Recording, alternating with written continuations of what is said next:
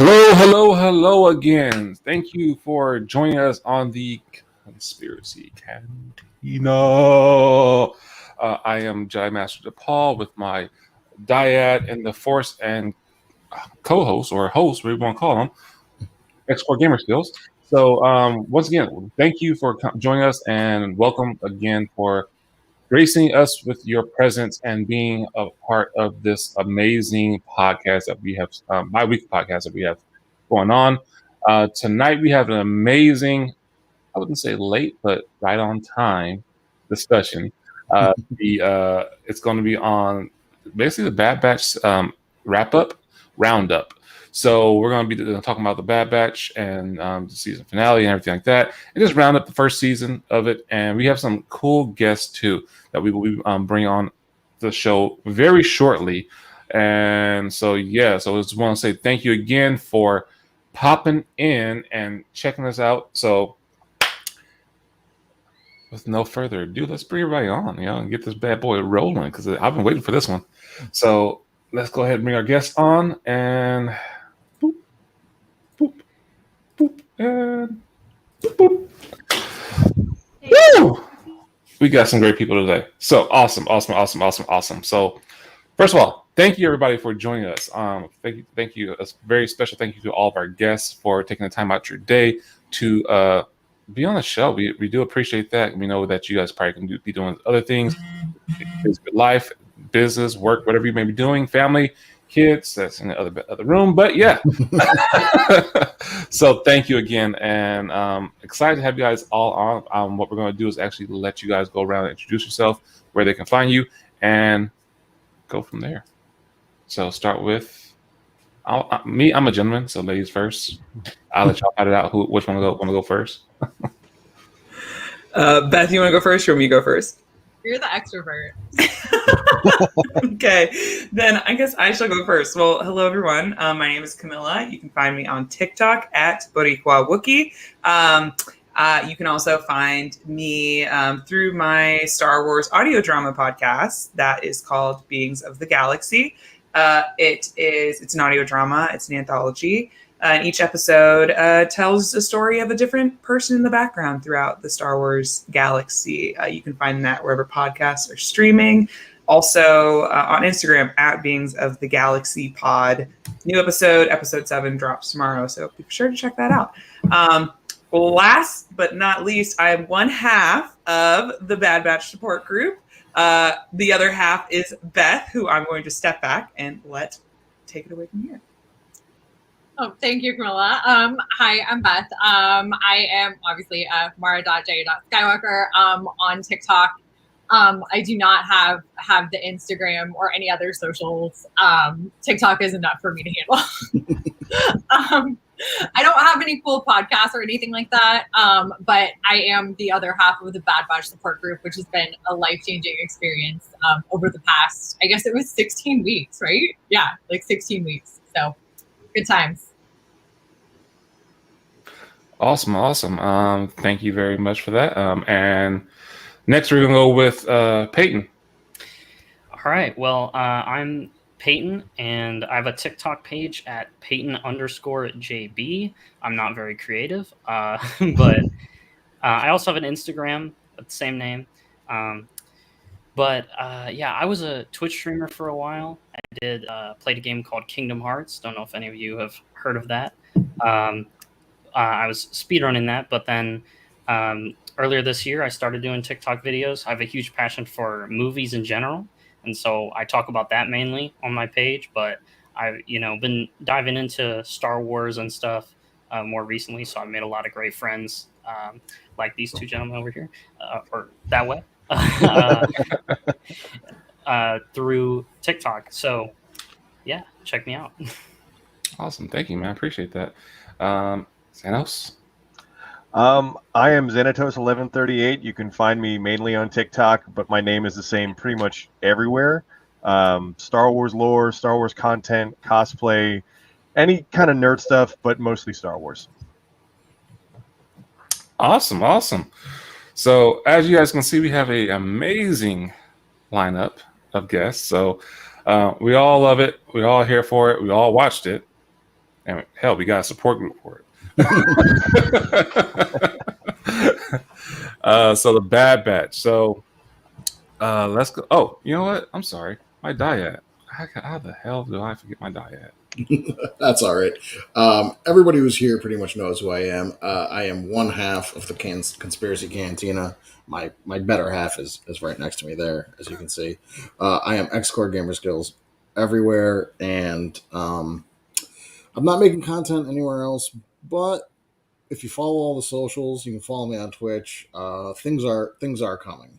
Things are coming, just slowly. Nice, excellent. He is doing this thing, and I'm proud of him. Me, Jedi Master Depaul. You can find me on here on the Conspiracy Cantina every bi-weekly, every Tuesday, bi-weekly, and so yeah, and also on TikTok under Jedi Master Depaul. So just on there creating Star Wars content, being stupid and silly, and defending the rights like a Wookiee should of his people he loves. So yeah, that's what I'm doing. Getting the trolls. But so with that, we're going to dive right into this episode 7 of the Conspiracy Cantina. And so with the Bad Batch, I have a question for all you guys. Who is your favorite character of the whole Bad Batch? And ladies first. Beth, you go first since I went first last time. Fair. Well, I think isn't it obvious? I definitely Tech. 100%. He always makes me laugh. He's just perfect. Also, he's 6'4", so. Oh, he's 6'4"? He is canonically 6'4". Yes. What the hell up? Beth and I have had many a discussion about the insanity of the canonical heights of the Bad Batch. It's quite ludicrous, including Hunter being 5'11". It makes no sense. What? Exactly. I am shocked. That's news to me. Wow. Did anyone else know this? I knew that. Okay. I learned that actually from them.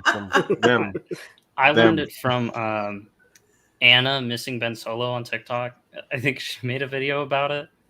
So that that's not news to me, but yeah, pretty surprised when I first heard that. Yeah, he's a giant, and he's a little person. All right. Damn. Okay, Tech. Awesome. we broke Jedi Master Depaul. You did. Right. Everybody, have a good night. It's too early to be breaking my co-host. Subscribe to the podcast if you are shorter than Tech. Camilla. Well, I guess my favorite character is shorter than Tech. Shorter than all of them, actually. It's Omega. I love that perfect sweet child so much. I love like her journey throughout the entire season, how she's just come from being so innocent and naive, but then becoming kind of like a moral compass for the Bad Batch as a whole and guiding them. And the person who hasn't seen the world was the one that was showing the Bad Batch how to see the world in a different way. And then just her journey to the end, how she still never lost that hopeful spirit. And I'm just so excited to see where she goes from here. So Omega, 100%. Nice. Excellent choice. Omega is definitely the surprise hit of the show, I think. 100%. I agree. When they first introduced her, I was like, what's her name? Omega? It's like, okay. And I saw the spelling, like, no, that's Omega. It was awesome. Like, all right, nah, you Omega. You my girl now. But awesome. Now, yeah, Omega's great. David, sorry. Sorry. I could never pick between the two. It's either Omega or Wrecker. But if I had to pick one, probably Omega. Yeah. Okay, Omega. Another Omega fan in the house. That's what's up. That's what I'm talking about. All right, Peyton. Tech, bro. He stood out so much to me. Like Beth was saying, he's really funny. 6'4". How can you not love him? But what really made me love Tech. Like I was struggling the whole time because I love all the characters, but in the finale when Tech said that he understands Crosshair, but he doesn't have to agree with him, I was like, yeah, see, I really like how he looks at the rest of the characters. I felt like he was a great he did a lot for me and how I viewed all of them. So that's why he's my favorite. Yes. Oh, yes. That's that statement, that quote. Oh, that scene. Oh. Okay, awesome. Yeah, Tech is my favorite. The reason he's my favorite is because I personally believe he's heavily ASD coded, and there is not enough representation for us out there. Like I highly relate to him. Like when he says like, "Well, isn't it obvious?" and everyone's like, "Well, no." It's just like that's what people with ASD do. It's like we figured it out. Why like we just sort of assume everybody else knows all the information. So that was like when he became my favorite, and watching him deal with all the nonsense going on, it's like, yeah, that would be me. So that's why Tech's my favorite. Awesome. So for those who are tuning in, and even those who may not know, what does ASD mean? ASD stands for autism spectrum, either diagnosis or disorder. So my son was diagnosed this summer, and I honestly sort of figured it out between my wife and some of the people I follow on TikTok.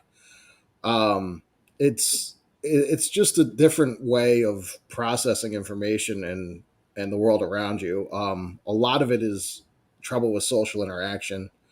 I don't have an official diagnosis for a couple of reasons. Number one, the pandemic happened, and when I sort of figured out I needed one, it's impossible to get anywhere. And two, because of health insurance in America, I'm like a borderline case. So for some reason, if I went and didn't get a diagnosis, it would cost me upwards of $3,000.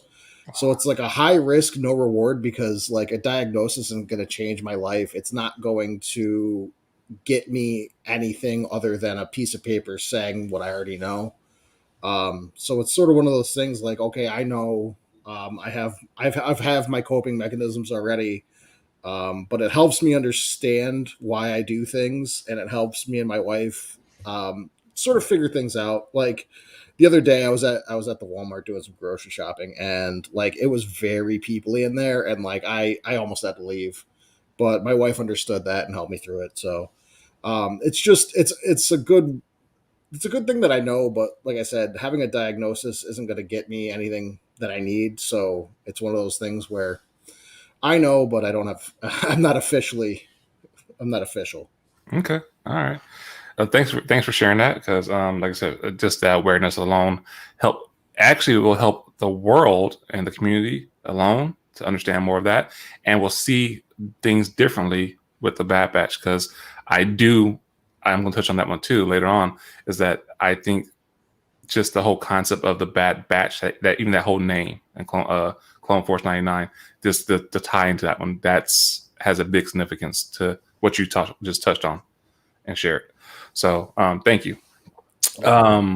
So for me, it's a tough one. I mean, I love Omega. Omega, just like I was like, oh, I mean, my 4-year-old daughter's in there. I'm like, Omega's a little baby. It's like, she's older than all the other Bad Batches, but still, she's like, I'm like, oh yes, take her in. But I love Wrecker because he has that like the simplicity.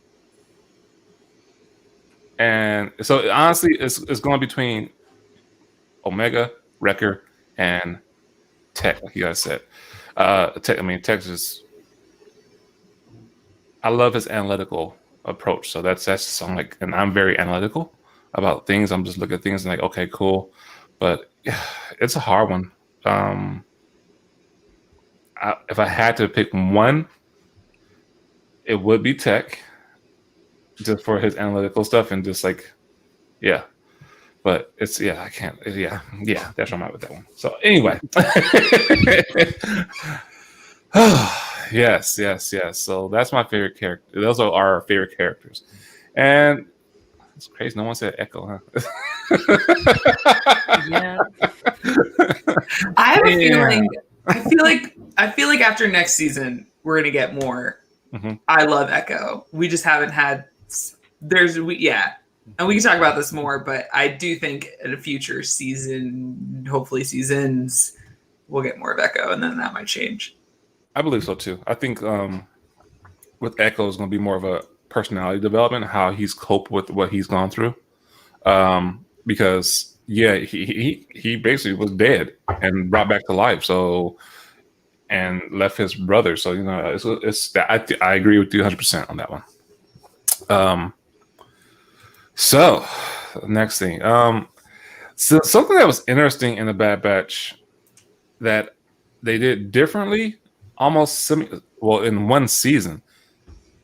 They did throughout the whole Clone Wars, but this one it had arcs in one season. I'm like, I didn't know what they were doing with it, and it messed with a lot of people. Their heads are like, well, what are they doing? Is this a filler and this and this and this and this? And I'm like, no, it's just how the show plays out. Enjoy it for what it is.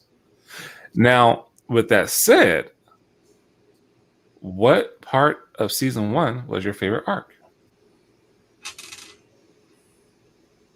Anybody can jump in here. Jump in, yeah, please do. I'd have to say that I think it was like 2 episodes with Cad Bane. I loved that part. That part stood out to me. I just love cameos in general. I get really excited when seeing returning characters and stuff like that. And we also saw Fennec Shan there, which was really cool. We got to learn more about Omega, and I think Omega is really interesting. I think we're going to learn a lot more about her in the future, especially in season 2. Nice. I think I would have to say mine is Ryloth. There's a couple episodes with young Hera. That was cool. And Tech Tokyo drifting the shuttle. That was also a highlight. So good. That was a good one, yeah. I feel like, oh my gosh, I just love it all. It's all so good. Ryloth is, oh gosh, it's like, yeah, Ryloth is so high up there because I just love Hera and seeing like young Hera. Just one of my favorite characters to see her. I think I have to say the finale, parts 1 and 2. I think take the cake for me. The way that it was the culmination of the entire season, and really closed the door on a lot of things introduced in season 1, but then also opened the door for season 2. And then also just like the emotional aspect of it, that it was the end of Camino, the end of this place, the Bad Batch. Now it's like, where do we go from here? I cried a lot while watching it. So if I cry a lot, then usually that's high on my enjoyment list. But yeah, the finale, I think about the finale a lot. It was spectacular. Nice. Okay, all right. Oh, Beth, you're muted. Sorry. It's all right. It happens. That's like the classic thing you always, I'm like, I clicked off of it, but no. Apologies. I think the 2 episodes on Braca were my favorite little arc, if you will. Not just because of Rex, but we do love Rex, don't get me wrong.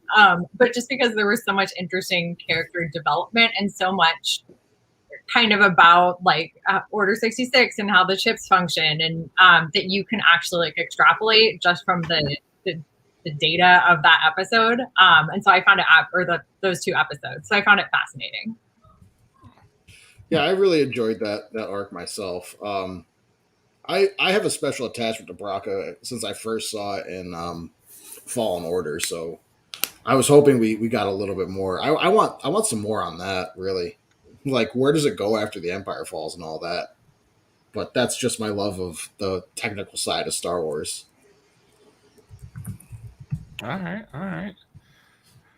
Dave, did you go? Mm-hmm. Okay.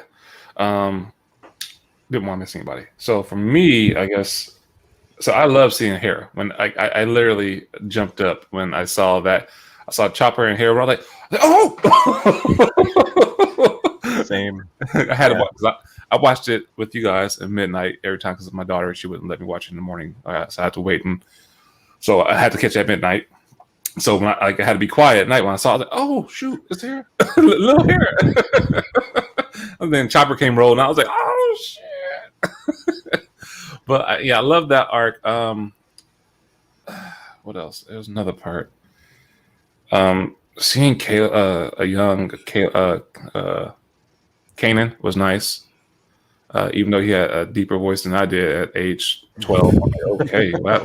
But it's all good. But so I think the Hera arc was just like, oh yes, okay, cool. This is really cool. And I did like it. Gave me a different perspective of Kane. What's his name? Bane. So I was like, because I couldn't stand him before. I wouldn't say I couldn't stand him. I didn't care for him as a character. Like, the Clone Wars gave him too much like show FaceTime. I'm like, I don't care about you. But now those episodes actually gave me a different perspective. I'm like, okay, I kind of like you. I don't care for you that much, but you all right. You can hang out with us. It's one of those. But so yeah, I'm gonna have to say the seeing the Hera arc, that one. Yeah. Ryloth.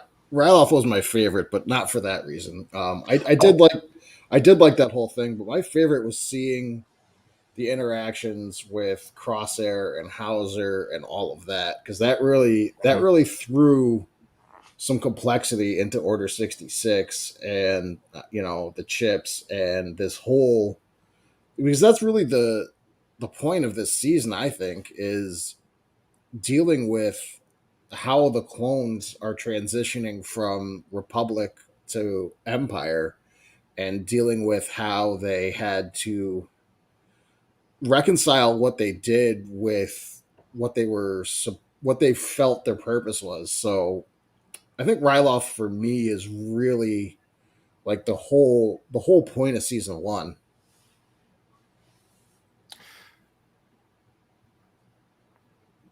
Yeah, that's an interesting perspective on that one. Yeah, okay, I can see that one. Oh, another one that got me excited was the seeing Muchi. I did jump out of my seat on that one. I was like, Muchi.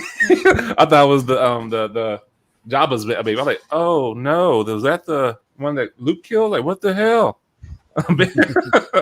But so yeah, that was cool.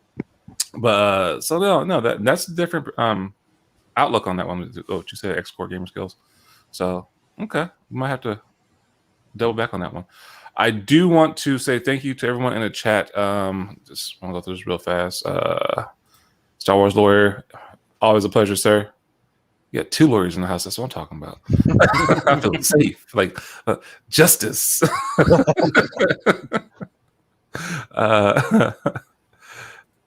Car2D2, what's going on, man? I appreciate you.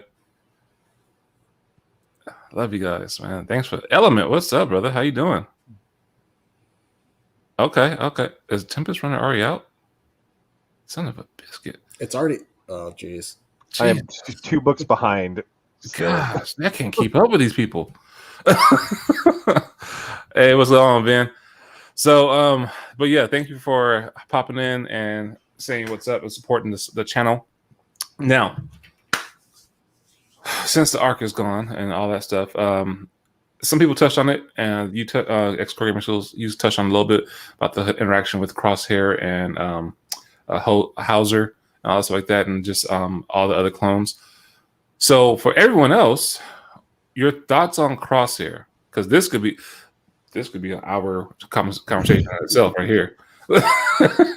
So jump right in, because I got my thoughts for sure.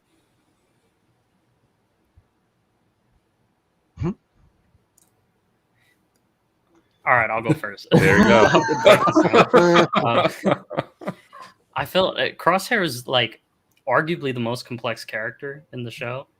I thought it was interesting that the whole thing at the end where he actually doesn't have an inhibitor chip, and he's just okay with being told what's right, what's wrong, what to do.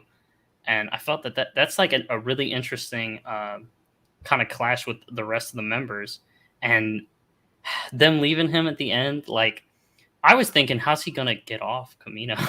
Yeah. But yeah, like, I mean, they try to extend like an olive branch to him, for lack of a better term, and like it was. I thought it was cool how it showed that they can try their hardest to kind of tell him like, hey, you know, you can come with us. Here's your shot, right? But at the end of the day, it's sometimes in real life too. It's disappointing when you really want, you know, somebody to be with you on something and you just can't. They have to. You can't control other people. They have to make their own decision. So I thought that was really interesting. There's a lot to talk about with Crosshair for sure. I don't want to like talk for an hour straight before we get to anybody else, but yeah. Anyone else?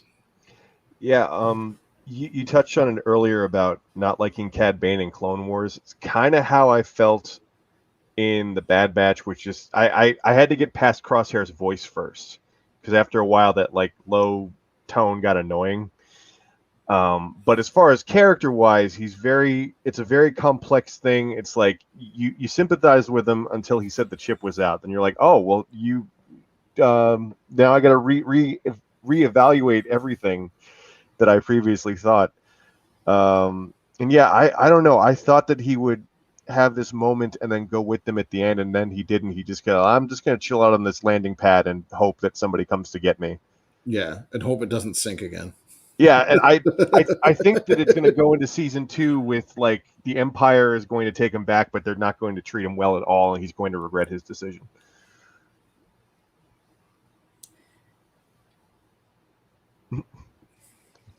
Yeah, I'll jump in. I guess I'll jump in. I love Crosshair as a character, but I don't necessarily like Crosshair, if that makes sense. Mm-hmm. Like I think he's such an interesting. That's a part of the reason why I love the finale so much, is because of what they did with Crosshair and the way that each of the members of the Bad Batch interacted with Crosshair. I thought was like very interesting. The whole when he says his chip is out, my jaw dropped and I was like, oh my gosh, this changes everything.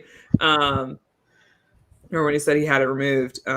But yeah, I think it's like you were saying, Peyton, that there's so much to say about Crosshair, but overall I am very excited to see where his character goes, because he's a fascinating character, but I don't necessarily like Crosshair himself. All right, so we don't like Crosshair as a person, but we like Crosshair as a character. I like that. Like, I don't love you, but I'm in love with you. Yeah. I don't want to spend a day with Crosshair, but I'd like to watch his journey fold out on the screen. But if we're like hanging out, I would be like, no, I don't want to do this. It's actually the perfect. Just because I understand you doesn't mean I agree with you. That sums it up. No, Yeah, that's why absolutely. Tech is the best. He sums it up for you. You're like, I don't know how I feel about this, and then Tech says something. You're like, oh, that's how I feel. Thank you, Tech. Like that whole scene summed up the whole relationship for everybody for Crosshair. That's right there. It's like Wrecker was like, I'm not gonna spoil it. We'll get more into that. But yeah, so next. I started out very much disliking, obviously, like I think most of us did, because he was positioned as so much of like an outsider, and I'm not like a Crosshair apologist at all, like, because I know that's like not what I'm trying to say. But at the end of the season, like, I think he's honestly my second favorite character, because I think he's easily the most complex character we've seen in Star Wars thus far. And I find that absolutely fascinating. Is he necessarily the most like moral person? No. But just as far as being like a fascinating character that you just want to like pull apart and dissect and figure out like motivations and, that kind of stuff. I just find him absolutely fascinating. So I guess I'm more on the fan side, but just for those reasons. All right. Okay. That makes sense. Makes sense. Oh man. Yeah, I was on the fence about Crosshair. I still don't know if he's lying or not about his chip, but it seems to make a lot of sense.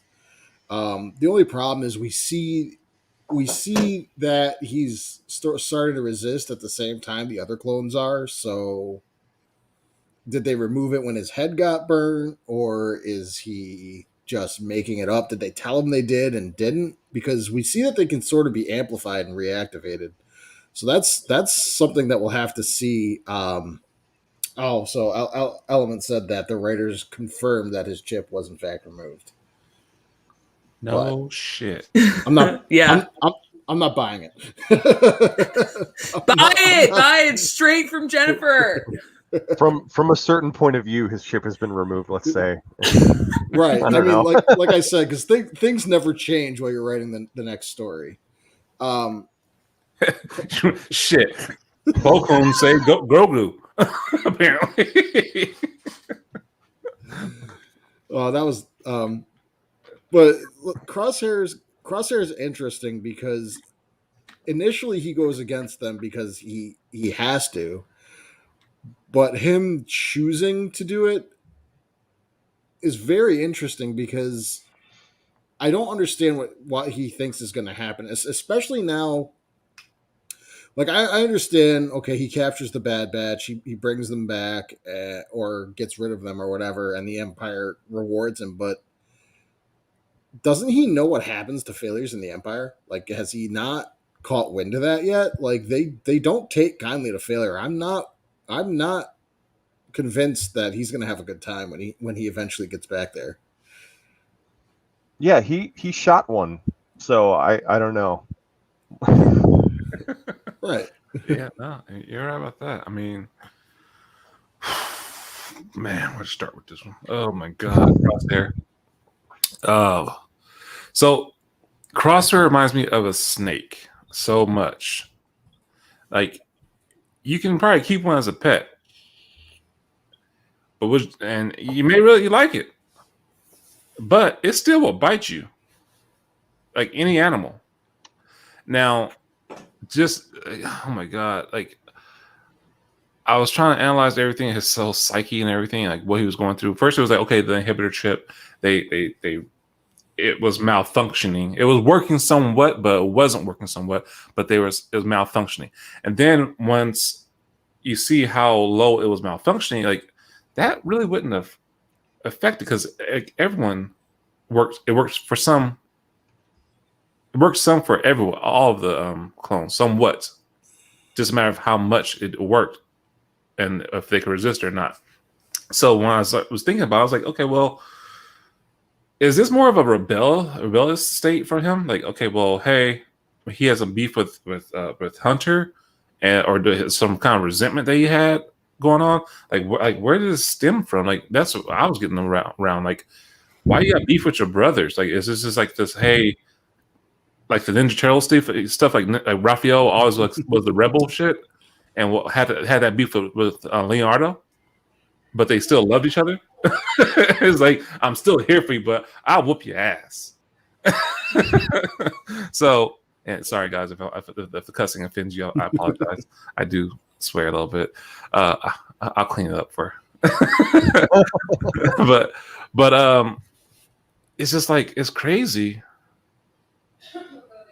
how just how he functions, like what was going through his head, and it really messed with me. Like, and when they said, okay, yeah, when he said that I removed my chip already, I'm like, you're a liar.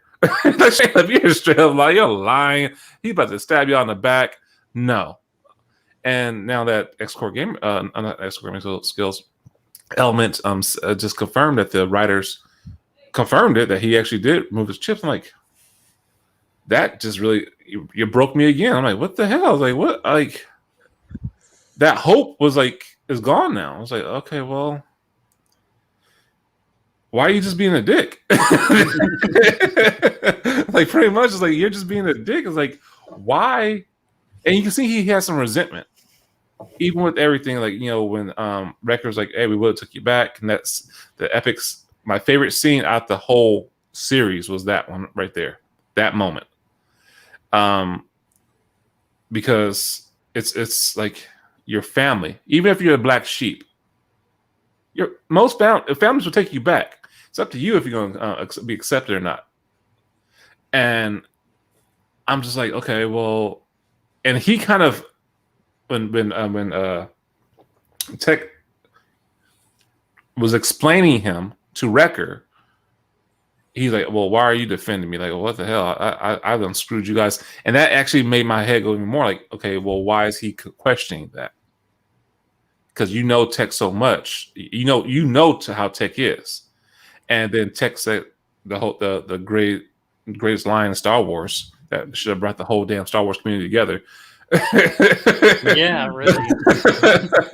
And it was like, something clicked on. I was like, wow, maybe I am just being a real dick. You see in his face, but then he just had that pride. Maybe that, you know what? I think I just fucking got my answer. That pride. Maybe he's just too damn prideful for something. Yeah, and I like what Camilla said about liking him as a character, but not necessarily liking him. I think it's for me, that's the whole Bo-Katan situation. Like, Bo-Katan's a great character, but she is a messed up human being. Is she though? Yes. Yeah, there's like, yes. Okay. I simp over Bo-Katan. Not the Clone Wars one, the Mandalorian Clone Wars. And so I'm like, ooh, like that actress, I'm like, God damn, she's so beautiful. Like, oh, if I ever met her. And the first time I ever saw her was in Flash when she was I forget that Amunet. Yes. I was like, God, she's fine. Her accent and everything. I'm like, good Lord. I'm sorry, guys, I'm simping, so like we're gonna keep this PG rated. But I was like, oh, and I saw her and I was like, no crap, that's her. Like, yes, let's go. So yes, you can say whatever you want about the Clone Wars, Bo-Katan, this the Mandalorian. I'm like, I will fight you tooth and nail. I too skip over all forms of Bo-Katan. Katie stopped off especially. But that's enough. I'm going to stop talking now. That's why we get along.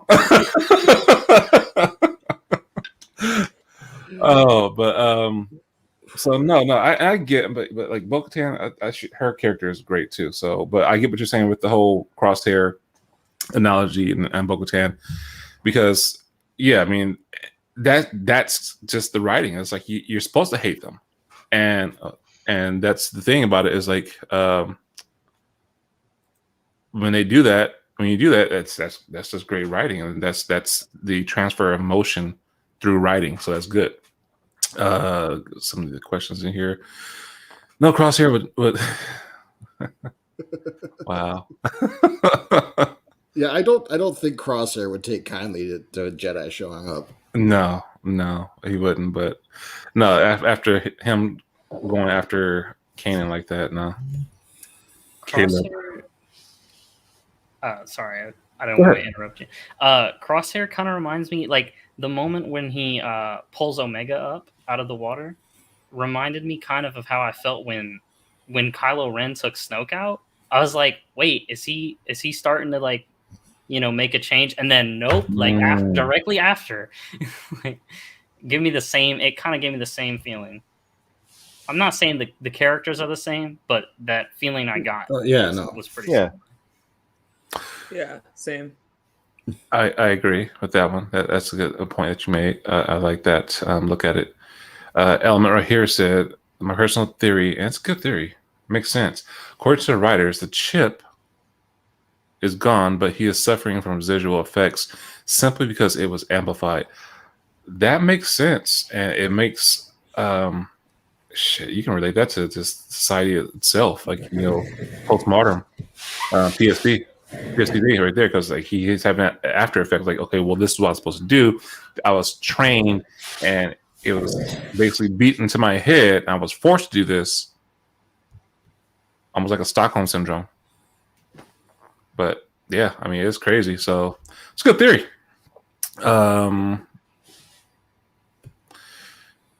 Yeah, I wouldn't put it as post, but no, yeah. Look at the chat coming through. Okay, got some good stuff going on. He was still following orders, but he chose not to shoot Hauser.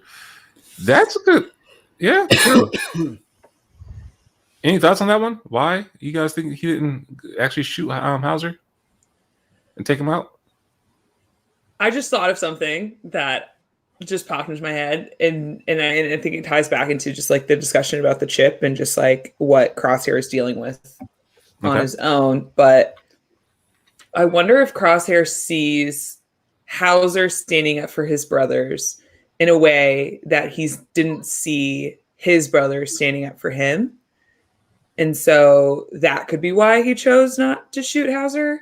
I think something else that's like interesting about his chip being removed, but he's still struggling, like Ellen was saying, with the effects of it being amplified, is that I can't imagine what Crosshair went through dealing with, okay, this chip was maybe controlling him and then it was amplified, and so he wasn't in control of his actions, but still aware of the fact that his brothers didn't come back for him, aware of the fact that he was left behind. And then Beth and I have talked about this a couple of times in the support group. It reminds me of the Shadow Self from Clone Wars, the Yoda episode in season 6, and how I think that Crosshair definitely had, like, the Shadow Self was whispering to him in a sense, like, your brothers didn't come back for you. Your brothers don't care about you. Your brothers didn't stand up for you. They went back for this little kid, but they couldn't come and fight for you. And so I think that in Crosshair's head is once the chip is an excuse to not have to deal with those emotions, because I think the chip can dampen maybe, I don't know, this is just me theorizing, maybe the chip like dampens those emotions and he doesn't have to face them. But with the chip removed, he has to face that reality and is like really struggling with coming to being lucid and understanding, like, oh my gosh, this is what my brothers really did leave me behind. And then I think you can fall. I mean, we see this with the characters that turn to the dark side. You fall deeper into that, listening to that dark side, that shadow self that tells you all of the lies that are also have a hint of truth in them.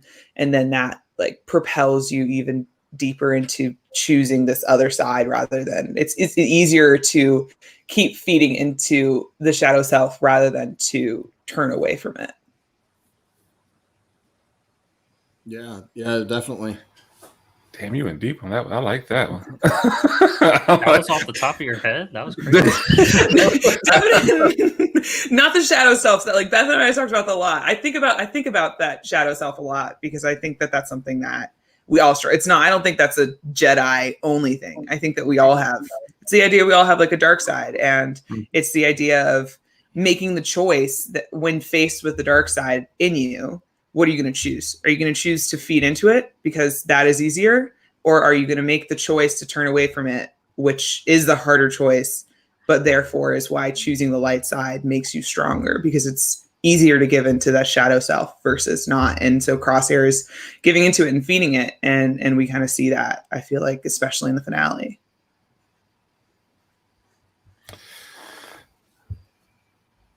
Shit, yeah. Like, I'm like, man, like that was deep, but at the same time, it's on point. So yeah, like, this is why I love this community. I swear. Okay, all right. Damn. Yeah, I still don't understand why he's so mad at them for not coming back. Like they did. They came back for him. They tried to get him, but it's sort of like if you're a lifeguard and someone's fighting you, like what are you gonna do? Like you're trying to pull this guy out of the water and he's trying to punch you in the head. Yeah. No, so like I understand. Like he's like, well, you guys didn't come back for me. It's like, well, they did, and you tried to kill them. So I have No. sorry. I have so many thoughts on this. Because it's like such a joke. Camilla's heard me like talk about it a million times, but I'm very into like verbiage and how things are phrased and paralleled. But there's such a drastic difference between how Hunter treats like going back for Omega and being like, you know, we have to go back to her. She belongs with us. And even in the finale part 1, when he's talking with Crosshair, he's like reiterating these things like Omega belongs here. And with Crosshair, like, and he obviously has seen them go back directly for her, specifically for her. Mm. Directly contrasts like they never went back specifically for him, and the first time they actually encounter him after the whole chip situation is on Braca, and basically Wrecker's like, F you, Crosshair, for showing up, you know. And even like in the finale, Wrecker's like, why didn't you come back? But at the same time, the Bad Batch never made any effort or showed any interest for actually going back to him actively. And so I think that's one of the very like nuanced things. And again, I'm not like being an apologist for him, but it's one of those like really nuanced things where they saw how adamant they were about Omega belonged, you know, with them. And then he gets, you know, experimented upon and like taken over. And they're like, okay, well, sorry, why didn't you come back? So I thought that was a fascinating parallel.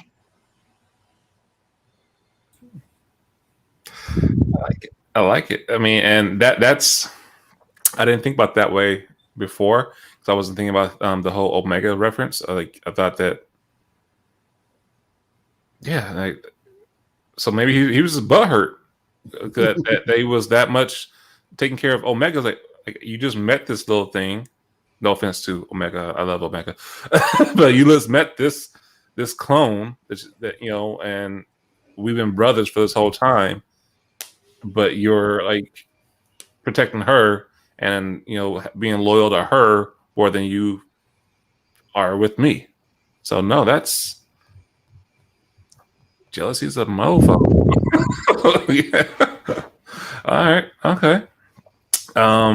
That's good. That's a good one right there. Thanks, Beth. I think Crosshair has a disconnect from the rest of the Bad Batch. He's a sniper, which means he's perched in an overwatch position, separated from the others. He can observe and see how. I agree. He sees more than others do. He's very observant of certain things. So I can see that. So, yeah.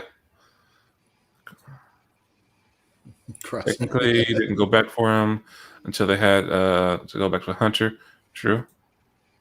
Crosshair chose to say him pride. Chris, you stupid. He is very Vegeta. That is actually a good comparison. He is very, very Vegeta. Yeah.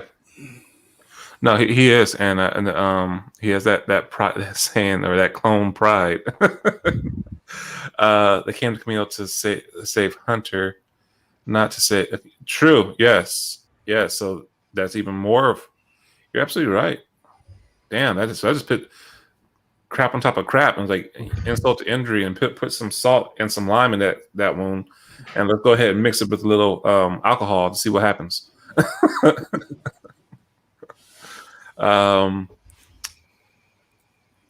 Beth understands Crosshair situation, but doesn't agree with it. Beth Tech variant. I'm okay with that, as long as I could still date myself.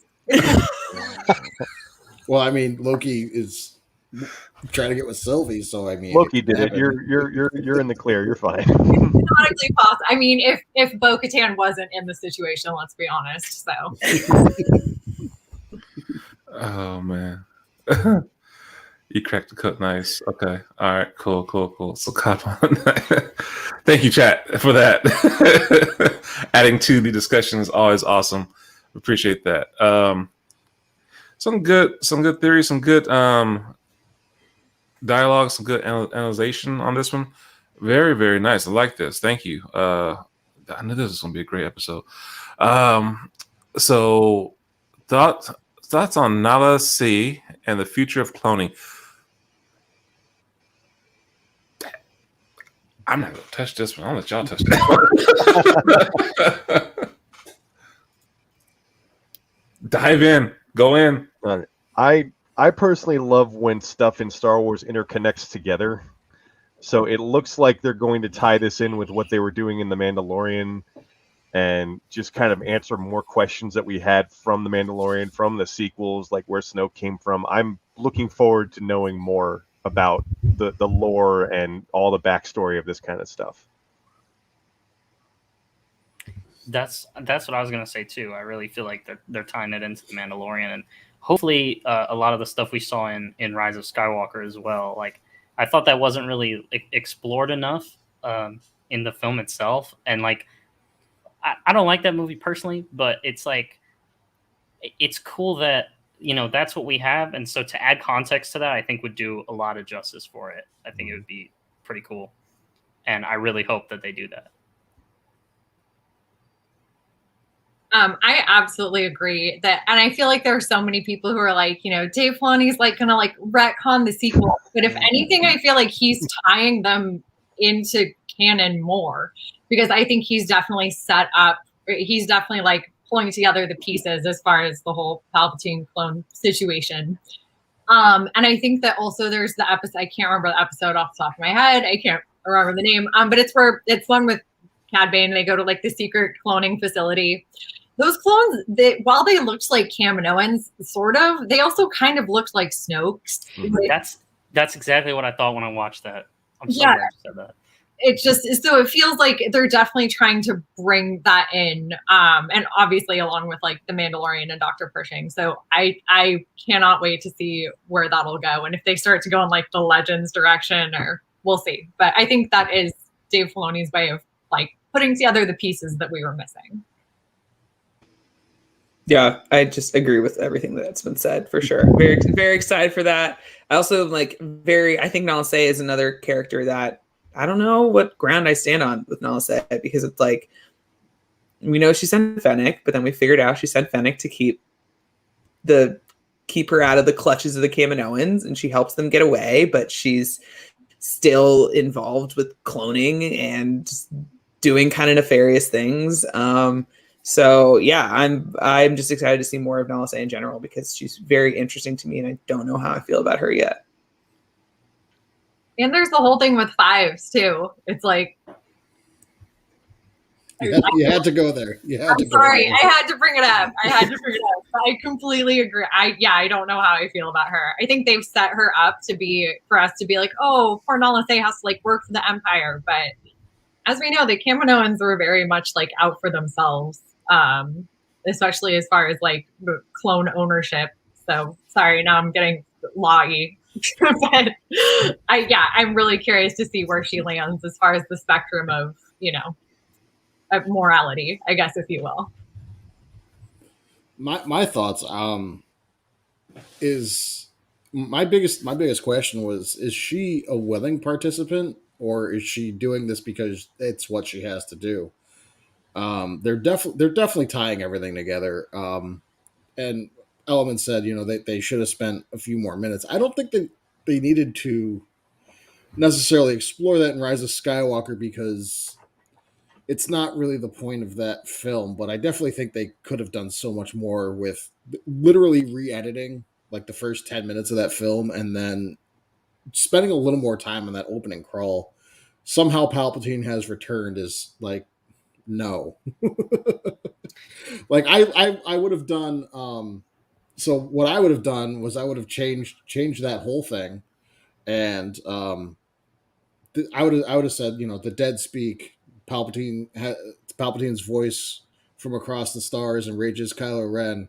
His grip slipping on the First Empire and the rise of the Resistance forces him to find a deadly artifact on Mustafar, and you cut to him in that scene, and then when you cut to the Millennium Falcon, you can show some TIE fighters we haven't seen, and they could have been from Exegol, and they're like, oh wait, why are these really new advanced TIE fighters there?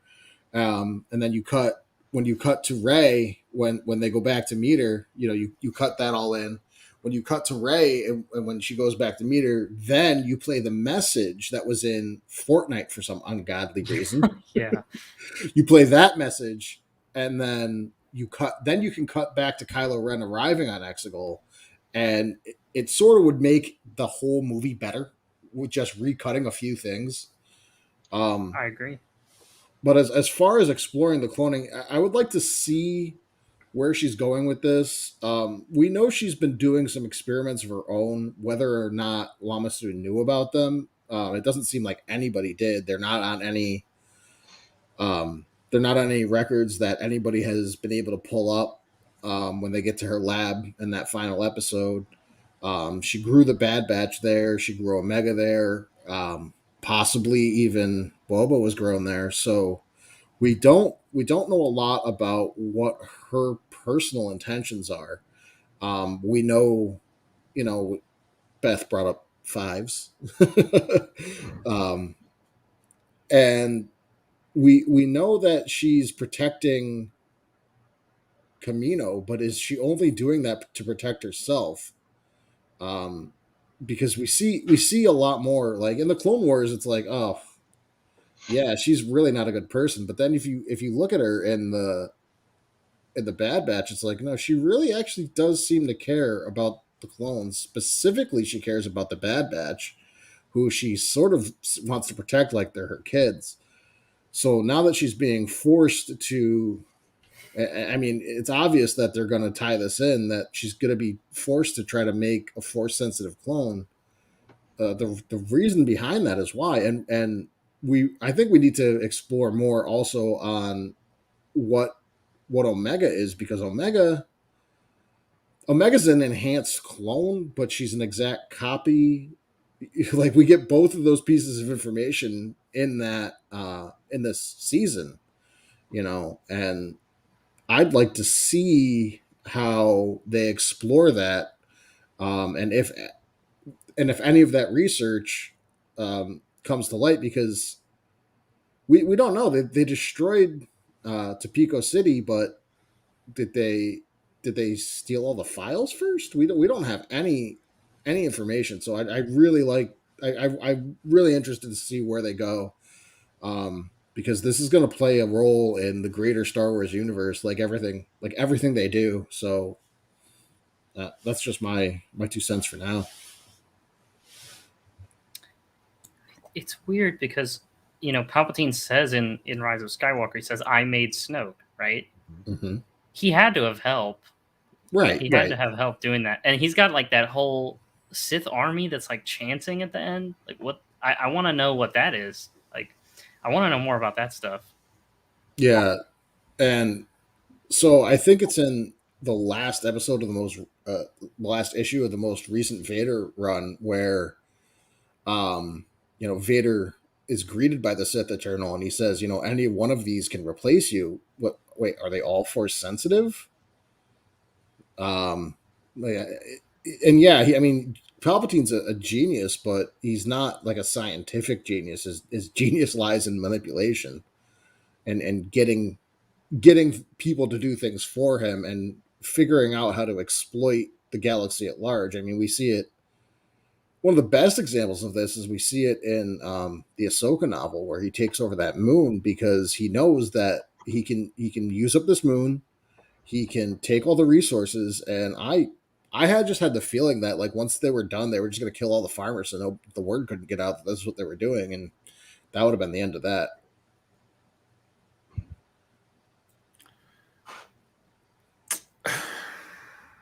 Palpatine is such an he's just such an amazing villain, because anytime you can control ideology, and as far as like the spread of ideology, just as in the universe, that is like the most powerful thing. And as Camilla has talked about many times with Padme's speech, the only two people that Palpatine is really afraid of are people who can potentially change the narrative. And that's Padme, and then that's obviously Mother Talzin. Are the only two. They're both women, so just got to point that out. Nice. Thank you for pointing that out. that's actually, it's very powerful right there. And I agree. Palpatine is Darth Vader is the big bad that everybody's familiar with, but Palpatine is a villain of villains. Like his motive, he'll twist your mind and say, "Oh, it's for the better, for stability." But no, I just want fucking power. I was like, this is all I want. I want unlimited power. I want control, and for no reason. I just want control. And like he is truly a villain of villains. It's like his that should be in the dictionary, like Palpatine. What's a villain? But and as for now, let's see. I don't know. She gotta die off because I mean, we haven't seen her out of any of the series or movies or anything like that. So I assume that she's gonna die sometime sooner or later. So maybe in the Bad Batch series, the next season 2. Who knows? Omega might they might meet up again, and like maybe the Bad Batch actually rescues her. Who knows? Because she actually cared for Omega. She wasn't a jerk to Omega or anything like that, from what we know of. But yeah. So I mean, that's season 2. Awesome. I do wonder if Nala Se will have a similar storyline to Galen Erso in a sense of like whatever she's being used for, if she puts in, like if she has like a failsafe the way that obviously Galen Erso did with the Death Star, if she like comes to realize the evil things that the Empire is doing and what they're using for, if there's something that she implements in the cloning that then affects, I don't know, something in the sequels that we don't have information yet, but it could tie back to this moment in Nala Se and having that we know something that happens in the sequels. We don't maybe not necessarily know the backstory behind it. Like we knew about the Death Star and they knew these plans, but we didn't know the backstory behind it. And then we got it in Rogue One. And so I wonder if Nala Se's story will play out in a similar way to Galen's, which would be, again, very interesting and very fascinating, and only canonize the sequels even more if that's possible, because they're already canon. So I don't know. Yeah. she's gonna make it so that the Palpatine clone can't stop shooting lightning. It's the failsafe. There you go. Camilla, I think you may be onto something, because I think like Rey's dad was like a non-force sensitive clone, and that Palpatine was like, oh, this is horrible. And then also you do see on Exegol, you see all these like half-formed clones. So I think you may be onto something. Yeah, like maybe she slowed the process and so Palpatine couldn't get as far ahead as possible because of something Nala Se does, and we haven't seen it yet. Yeah, I think that's a really interesting theory, and I kind of hope it plays out that way. Yeah, I read that somewhere where they cast out that clone in hopes that he would actually reproduce a force-sensitive baby, which was Rey. And that's how that all came about. Yeah, I like that theory, Camilla, because in Legends, like, force-sensitive clones were just anybody could do it, right? I mean, they had a clone of Luke, they had clones of Palpatine, but I just, it all comes back to Omega for me. I really need to know. I don't know about you guys. Like, there's something special about her, and we don't know what it is. I'm wondering if she's like a natural force empath or something like that, because everybody who meets this kid falls in love with her, and that doesn't happen too often, even in Star Wars. I mean, yeah, I like the empath theory better than the one I've heard recently, where she doesn't just have Jango DNA, she has Palpatine DNA in her. Yeah, I was gonna bring that up. Like the way it's something about I saw this from one of you duetted something on TikTok, David. and I thought it was really interesting. Like the way she stands and like her hair is pretty similar to that of Palpatine, especially in the Clone Wars animation style. But it's pretty interesting. Okay, let's discuss that for a second. Yeah, it's like the way she stands too, something like that. I forget the guy's name, but I did duet a video of this guy that made such phenomenal points, like the way she stands, the hairstyle, that she would have both Jango and his DNA in her. Is like, I don't really like that theory, but it makes a lot of sense. I hate it. Thank you. Yeah, I think you have to get past the like genetic part too, that she has 100% Django DNA. So I think that would be slightly difficult. But I mean, who knows? Who knows? Anything could happen in Star Wars. But I would be very sad because we love Omega. Not that can't happen in Star Wars. I'll turn into a anti-Palpatine Omega gatekeeper if that becomes canon. That'll be that's my villain origin story, is if Omega has Palpatine DNA. Oh, that's nasty. No. It's not gonna be Rey's not a Skywalker. It's gonna be Omega's not a Palpatine. That's like creating a murderous baby. Like, you don't do that. It just makes me wonder if she, having access to the Jedi the way she did, if she was already experimenting with M counts, and then, like Camilla said, she sabotaged her research going forward when she's been forced to work for the Empire, so that the clones naturally reject it, because I mean it's sort of canon that it's hard to do, but we don't really know why. And she's the leading scientist behind all these clones that, I mean, they are remarkable specimens. They're better trained. They take the training easier. They are so much more than a standard person. I mean, when Ahsoka, and I keep referring back to the Ahsoka novel because I love it so much. It's just like when she's alone with a group of farmers, she's like, "No, we can do this. These aren't clones. Like we can do this." So it makes me wonder if she was already going down that path to either create a Jedi clone army to sell to the next highest bidder when the war was over. And that's why she wants Omega back so much, because the Empire doesn't, like, if the Empire had any idea, the reason that the Palpatine theory doesn't make sense is if Palpatine knew he had a clone with his DNA, or if he knew that Nala Se had a sample of his DNA, that would be it'd be over for her. You know what I mean? I don't see him letting those things out into the open. It's the reason I have my theory on how the chips actually function. It just, like, Palpatine plays everything as close to the chest as he can, and having certain things be out in the open like that, he wouldn't do it.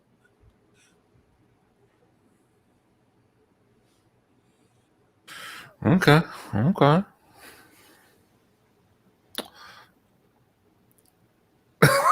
Yeah, I mean, I'm leaving that alone because you said enough on that one for me. I feel like the theme of the day is just breaking Jedi to Master Depaul. Well, this is a great topic because, like, when you think, like, we're only in season 1 with Bad Batch, so all the speculation of everything is great, and we don't know for sure. And I mean, well, some of the stuff that you guys have broke me with, yes, we know, like the text height, and then the confirmation of the Crosshair's chip being taken out. So yeah, okay, you broke me on that one. But just these theories and everything I hear, it just makes so much sense, and we're going deep too on multiple levels. not just from the Bad Batch, from the different characters in that, but with this and the whole now on Palpatine. It's another reason why we love Star Wars, because it's so many layers to it, and the possibilities are endless. So it was crazy. But shoot. Let's hit some of the questions in the chat before we go to the next actual topic. So, did we do this one? Yes, they definitely botched execution with somehow Palpatine return. I feel like spending 2 to 3 more minutes with Palpatine in his lab and dropping some clues that they could. Yeah, agree with that one. Yeah, I think we all agree with that one. A little more context behind that one. He's going to do for the sequels what the Clone Wars did for the prequels. Huh. Interesting. Yeah, just to touch on that, like, people talk about Dave decanonizing the sequel trilogy when he was in the writing room for all of it. Like, yeah, that's ridiculous, and people crack me up. Like Dave was so highly respected by George. Like, he was involved in all of that. Like, do you think that something that he didn't want to happen would have gotten in those films? No, and Dave is like honestly, I think if George ever watches this, don't take offense to it, or Dave, but and I doubt you guys will ever watch it, but you never know.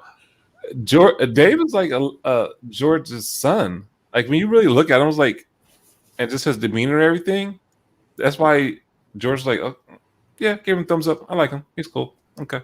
They're very soft spoken. They're very humble in somewhat with their delivery and everything, and they have the same kind of like geek mindset. And around this whole Star Wars, they love the universe, and it's like, no, it's just how it goes. And okay, well, it is what it is. I'm not gonna fight with you.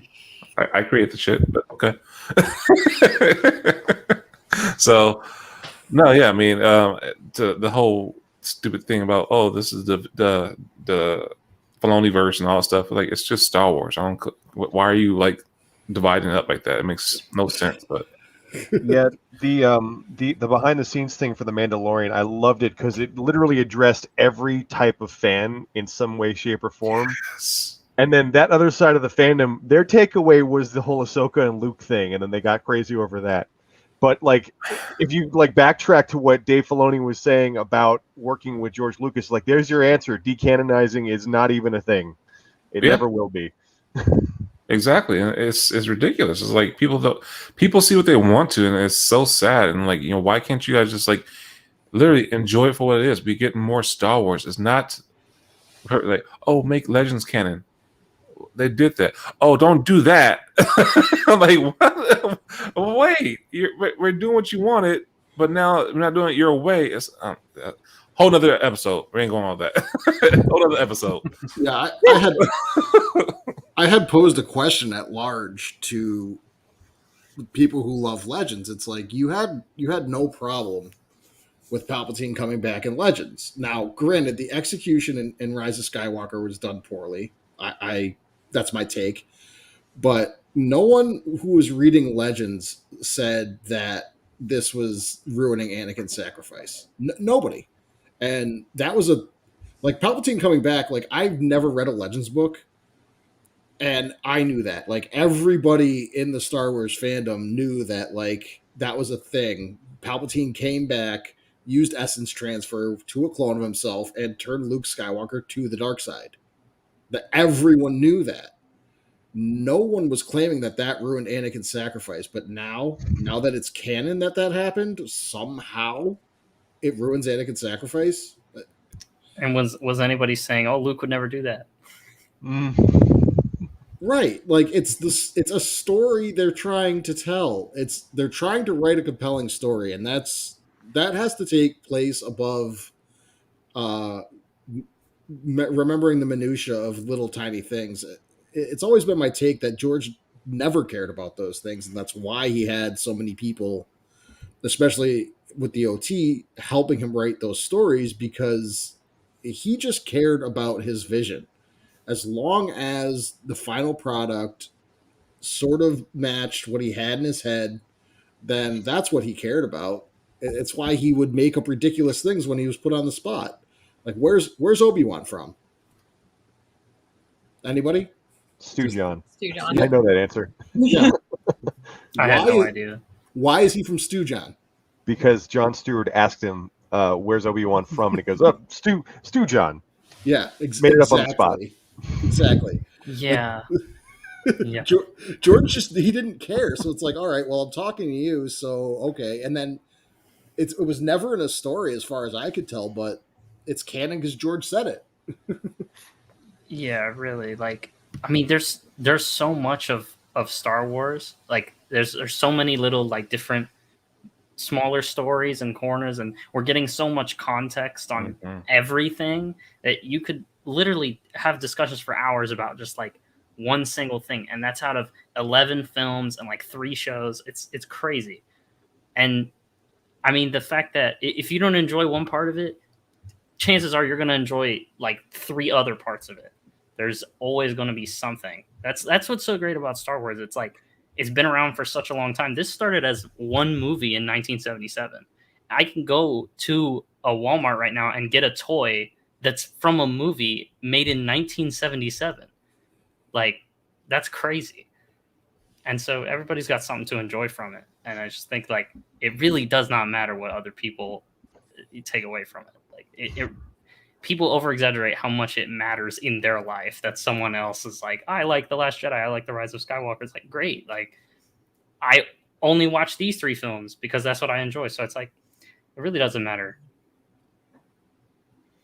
I agree. And I think it's definitely going to, or just like growing up with the prequels, because I remember everyone hated the prequels and now everyone loves the prequels. And I feel like it has, like, obviously the sequels will be, I mean, the whole somehow Palpatine returned is going to be the, like, I don't like sand for the next generation.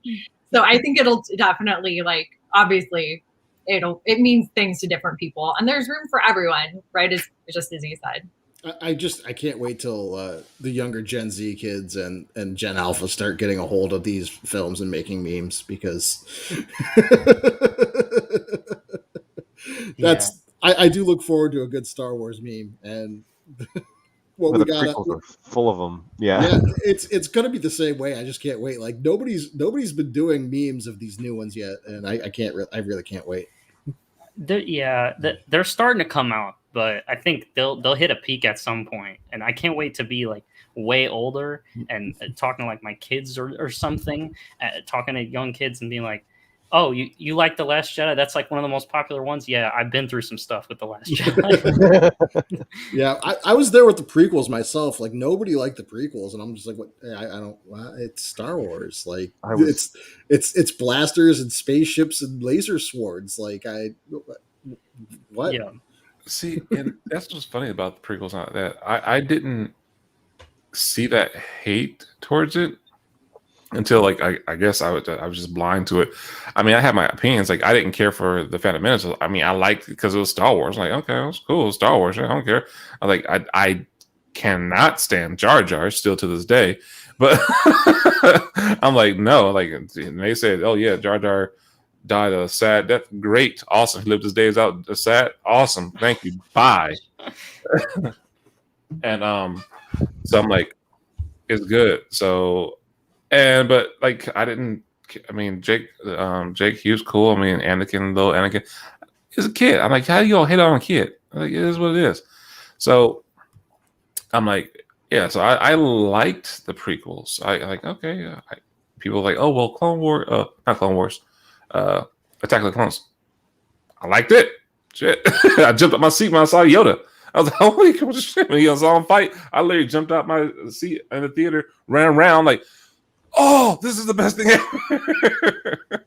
So, I mean, I don't understand the hate that people give for Star Wars. Just because you don't like something, okay, it's a movie. Move on. Like, what did it do to you? Like, you messed my childhood up. No, you just... How? Your childhood's over. Like, you're an adult now. What are you talking about? It didn't touch you in a bad way. You're good. You all right? It was a cash grab, don't you know? Sheesh. It's just like the prequels are a cash grab. Like no shit. Like George Lucas said it himself in an interview. He's like, he was saying that films have to make money. Like that's the point. He goes, now that I've made Star Wars, I really can't do much else because when you're making films, you have to stick to certain things that work.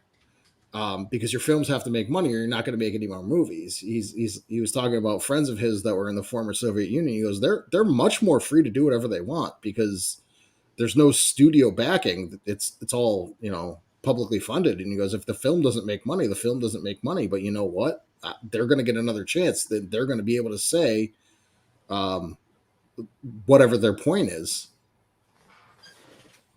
No, yeah, and I agree 100% with that one because just for the fact that around the whole cash grab stuff, like it's business. I don't care what anybody says. It's a business. You ain't going there to watch it for free. It's a movie. You're there to be entertained. If you don't like it, don't go see the other stuff. Oh well, move. But yeah, it's just like, haters gonna hate. It is what it is. Over that one. I love the nod to the legends bringing Palpatine back. Yes, that was awesome. Totally agree. Five's empty chairs. Wow. Wow. Chris that said that. I'm not touching that one, Chris. Someone take Chris's hat away from him, please. Right? I'm like, freaking crap. We trying to make people cry. Does anyone live in Michigan? Who live? Yeah, Mila and Beth, and to take care of them, women are right. That's what's up. That's cool. She's after all. What the hell? Oh man. So as Empire, we are talking here. Am I reading it wrong? Come on. Or if he's even, I'm not going to try that. If he really knows what had her killed her early, Darthman, I love you. Don't use text to speech. I think they will. He was trying to say the Please. Empire knowing things and not thinking other people knew, or knowing that they were too powerful is sort of their wheelhouse, in reference to Nala Se having Palpatine DNA. But Gotcha. Palpatine also, like, as far as I understand, the Kaminoans didn't know much about Sidious. They dealt with Sifo Dyas and they dealt with Count Dooku, and that was about it. Like even in that episode with Fives, like when she calls their contact, it's Dooku. She doesn't know. Like I said, Sidious was too smart to put his fingerprints on anything. Like and anyone who knew who they were dealing with, like as far as I know, after reading Dark Disciple, the only person who knew Sidious was Palpatine was Dooku. And the minute it got close to where he was going to reveal that, he had Anakin off him. That was just the end of that. Beth looks like she has something to say. Oh no, I'm just laughing. I just exactly correct. Yeah. Like that's the genius of Sidious. Like you can't pin him to, like, if you really look at the information that's there, you can't pin him to anything. Like there's certain situations he ends up in the Clone Wars where, like, if the wrong person had walked in, but like other than that, you can't pin him to anything. Like if this was a court of law, it wouldn't stick. Okay. That I had posted on one of Beth's videos. I think she would have made probably the best attorney in Star Wars, because like he'll just manipulate the evidence or the witness until like nobody knows what the truth is. I mean, you're not wrong. You're not wrong. Although I think he would be like the judge. I feel like he would just be like, oh, no, yes, no, this is above me. I agree. He's very, very manipulator. But the thing is, like, there's no money in being a judge, so like he definitely wouldn't be doing that. He'd be like the Robert Shapiro or like the the Johnny Cochran of Star Wars, just taking all the high profile cases. Like he would have been OJ's lawyer, no doubt about it. He definitely would be like a white collar crime like litigator. I think, yeah. Huh? Is this Sheev? Yeah. Man, that boy Key. From there. Yeah, I agree. He had that platinum tongue. Like, anybody believes that. It's just smooth.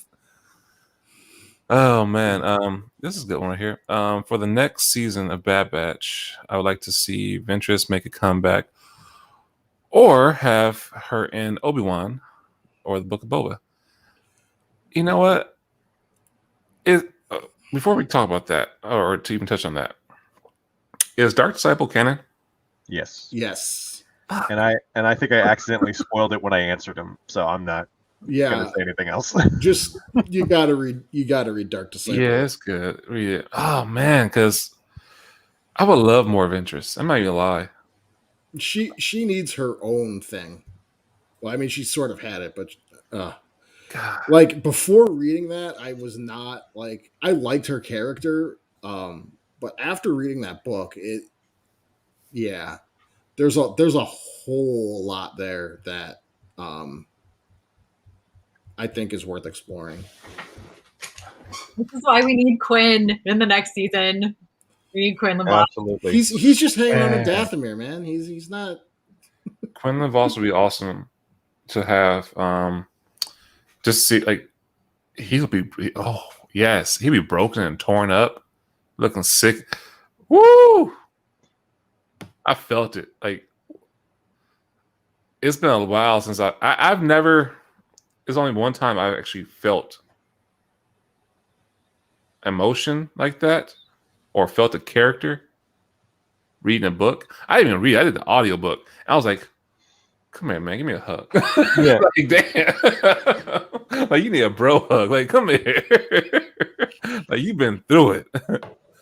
Yeah, I feel like Voss was kind of like a dude bro in Clone Wars, but like in like the Legends comics and some other comics where he almost turns to the dark side, he gets really dark. I kind of want to see that Quinlan Voss, like, you know, post Clone Wars, hiding out, doesn't care about anyone, and Dathomir would probably be the perfect place for that because it's like a nexus of dark side. Mm, Yeah, I have a feeling that's where he is, but probably. He and Obi-Wan just need to go to therapy. They can have a bonding moment. Hey, that'd be like a good one shot. They meet up on what's called a cantina at the most Owsley. Like, bro, what you doing here? Like, Obi-Wan, I'm messed up, man. Like, bro, you. Let me tell you something. Let's have this drink right now. But no, yeah, for sure. Yeah, that'd be awesome. Filoni, make it happen. We'll all cry just for that one.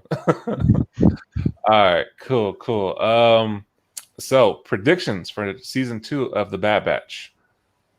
I know we touched on it a little bit, but let's go deep down this good, delicious rabbit hole and make some good stew. anybody feel free. Yeah. We're all being too polite.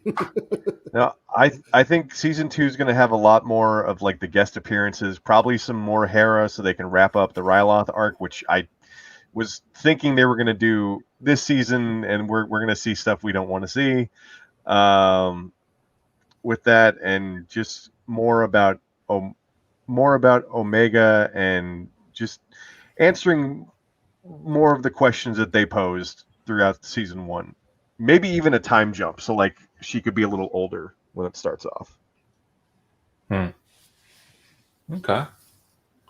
Yeah, I know there's I believe it was Brad Rao who there was an interview with that said that season 2 picks up. There's a little bit of a time jump.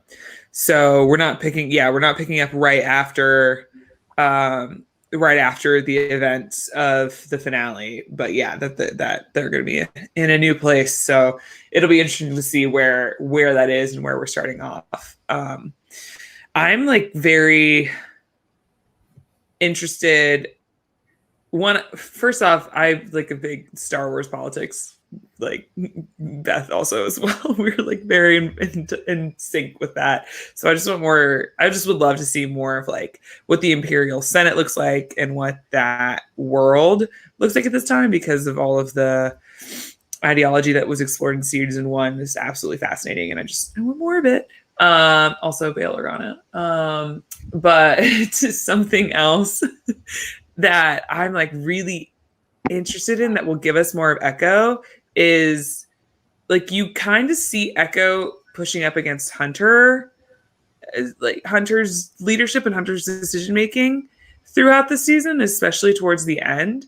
And now that the Bad Batch, that the Republic and Camino and all of this like truly no longer exists, it's okay. So what do we fight for now? What is our purpose here? We don't have the thing that was holding us together. And so now that that's gone, does the Bad Batch stay together? Do they split up? I could totally see Echo being like, I'm going to go with Rex. Rex is doing something that I want. Hunter feels like he really wants to focus on taking care of Omega. Is Omega going to push him in a different direction? So I think, yeah, I'm really interested to see what happens to if the Bad Batch stays together, because I don't know. I don't think that them staying together is I don't know. It just doesn't feel like it'll happen for a long period of time. Yeah, I like what you said there. I definitely think it would be interesting to see kind of, now that they don't have someone telling them what's right and wrong or what to do, kind of, you know, they're probably not going to agree on everything. They're probably going to want different things in life. So I definitely think we could see them splitting up, or at least a couple of them, you know? I really think that that's interesting. I hope we see more of Echo. I felt like he didn't really do much this season. So yeah, I hope that he's a highlight of the next one for sure.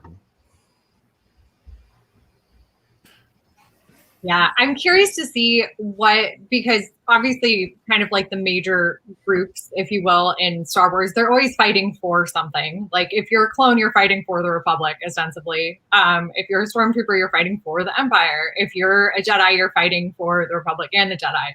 If you're a Rebel, you're fighting for the Rebellion. But like, what's going to be the conflict with the Bad Batch? Because they haven't really, I don't want to say like declared their loyalty, but right now they're not really struggling with anything besides some internal issues, which is fine.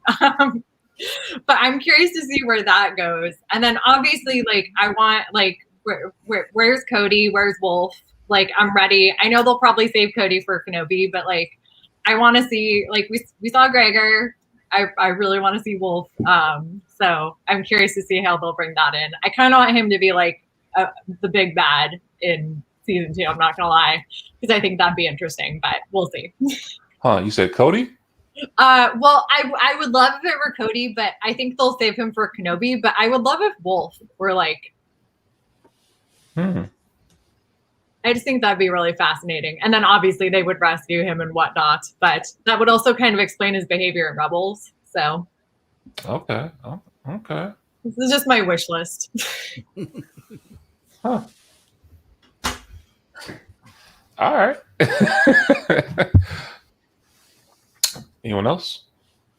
Yeah, it's going to be interesting to see where this next season goes, because as far as the Empire is concerned, like, the Bad Batch is gone. We'll see what happens with Crosshair. That's really where the conflict is, because he's going back. Does he tell them they're alive? And does the Empire care? It's a group of, misfit clones. As long as they're keeping their heads down, does the Empire care? The Empire got what it wanted. So without a conflict there, What is the next step? Do they join Rex in the rebellion? Do they become bounty hunters or mercenaries? Are they still working with or for Sid? Who's the benefactor? What is the driving force for the next season? We don't have any of it yet. I think we're gonna get definitely some more of the Ryloth arc. I don't see them leaving that on the table. You know,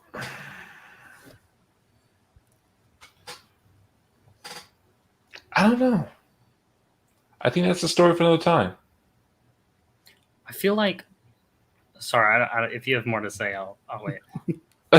Well, I mean, you can go in it. I mean, go ahead, because I can always come back to that. I just wanted to say that I feel like the reason that some of us might be struggling to come up with a prediction for season 2 is because like that might be why the last episode kind of felt anticlimactic to some people. There's not like xcoregamerskillz just said, there's not like a huge driving force driving the next arc, so you don't really know where it's going to go.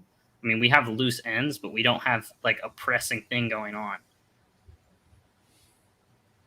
But I think that's the brilliance of it. Like we can sit here and theorize, but like that's one of the cool that I thought was so special about this first season is that after every episode we'd be like, oh, maybe it's gonna be this, maybe it's gonna be this, but it was like never what we thought it was gonna be, which was so cool because it was so unpredictable. It was very unpredictable. The expectations that we all had were, I don't think, met, but that's not a bad thing. Like, I think a lot of times we talk about how like I expect something to be this, and then when it doesn't meet your expectations, a lot of people will get upset about it. And I think that's what happened with the finale is a lot of people had an expectation for the way it was going to go, and it didn't meet that, and therefore it was, in their opinion, bad, which isn't how that works. Just because you don't like something doesn't mean it's inherently bad. But yeah, that's what I love about the way that this season ended is that I feel like we had resolution for what was introduced. All of the pieces that, everything that was introduced felt like it was resolved at the end of the season. But then also, where are they going to go from here? I don't know. Like, Crosshair could go back with the Empire. Crosshair could go off on his own. Like, where the heck did Hera, Eleni, and Cham go? Like, we know they flew off somewhere. Did they go straight back to Ryloth? Did they not? What about the Senator Singh, the senator from Raxus? Where's he up to? What did he go to? Did Bale come pick him up? Like, there's so many open-ended questions. That's all. It's such a brilliantly written show, and I love it so much. And I'm so excited. I think that like we are the clones. We don't know what we're gonna do. Like we are the Bad Batch right now. I really like what you said there. Like, I kind of agree with you. Like, I agree 100% too. I mean, and the fact that what you just touched on, like, I think Dave created this series, The Bad Batch, with that whole intent. And the thing that I picked up on a lot, and just because they're listening to the community, they're listening to Star Wars fans everywhere, and they're listening to the gripes, they're listening to what they like, and the biggest things starting from you can't even say starting from what is it, the prequels up to the sequels. We'll go with the most recent, the sequels. The sequels, Force Awakens. Everyone was okay with the Force Awakens until like the whole, Rey and Kylo. She's so strong. She's a Mary Sue, whatever they call that crap. I still don't know to this day what that means, but whatever. It's just a phrase to me. But only thing I didn't like about the Force Awakens that hurt me was seeing Han Solo get stabbed. That's the only thing I was like, oh god damn. I like the Force Awakens, but going to the Last Jedi. Now, I did a video about this too, and I think this is the biggest issue for Star Wars fans in general. They go in with expectations, like you said, You're expecting things. You're like, oh, this is going to happen. You're waiting for this to happen. And when it doesn't happen, you have that letdown. It's like, well, what the hell is this? What's going on? Like, no, this is supposed like this. That's not my Luke Skywalker. He wouldn't have did that. Like, no, he would have done that. He did that. That's what he did. Like, what are you talking about? That's not your Luke Skywalker. Then that's not Luke Skywalker. That's some other character in a different parallel universe. So, I mean, so it's like when people say that, it's like your expectations. And that was my biggest issue going into The Last Skywalker. I mean, that's not Last Skywalker, The Last Jedi, because I was expecting to see things going off of the clickbait and YouTube videos and all this stuff like that. I was expecting something. My expectations was not met until after I actually had to sit down and like, let's watch this movie again and again. Now let's just enjoy the movie and watch it. And once I actually sat there and enjoyed it, it all clicked. I was like, that makes perfect sense. Luke Skywalker like that? Hell yes. And then I saw the Mandalorian, the season 2, the season finale. It just clicked. It's like you guys were expecting this Luke Skywalker, but you got this Luke Skywalker, a big time jump. You wanted to see this. No. And same thing with the Bad Batch. It's like you're expecting to see this. You're expecting to see this. You're expecting to see this. And that's not what it's getting. Enjoy it for what it is. It's a Star Wars TV series that is telling a story, not the way you need it to be telling, but the way that it needs to tell it. And when people actually do that, like Filoni said, Star Wars is made to bring a good feeling for everyone. It's not just there. And even this Bad Batch, I think it's a great series. People say, oh, well, it's slow. Like, no, it's actually doing what it's supposed to do. It's telling a story. It's developing characters and getting you ready for the next story.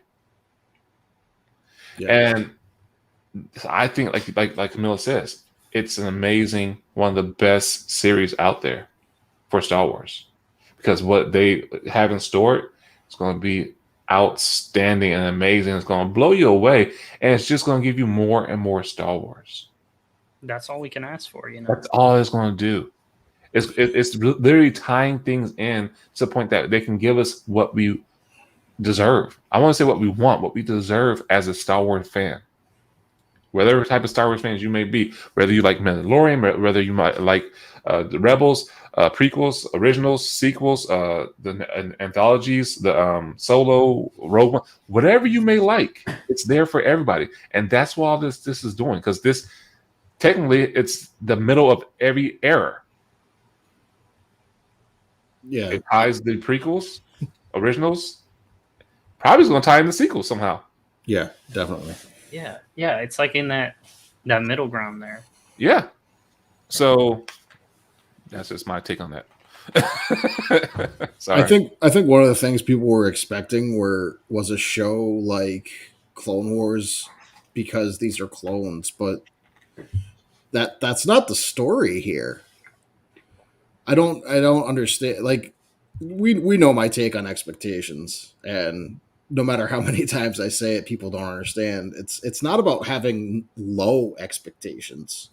Like, I want everything I watch to blow my socks off. That's how I watch things to be entertained. But no expectations means you take what you're given and you analyze that. You don't compare it to something else. This happened with Black Widow. A lot of people were like, well, I expected it to be this or that.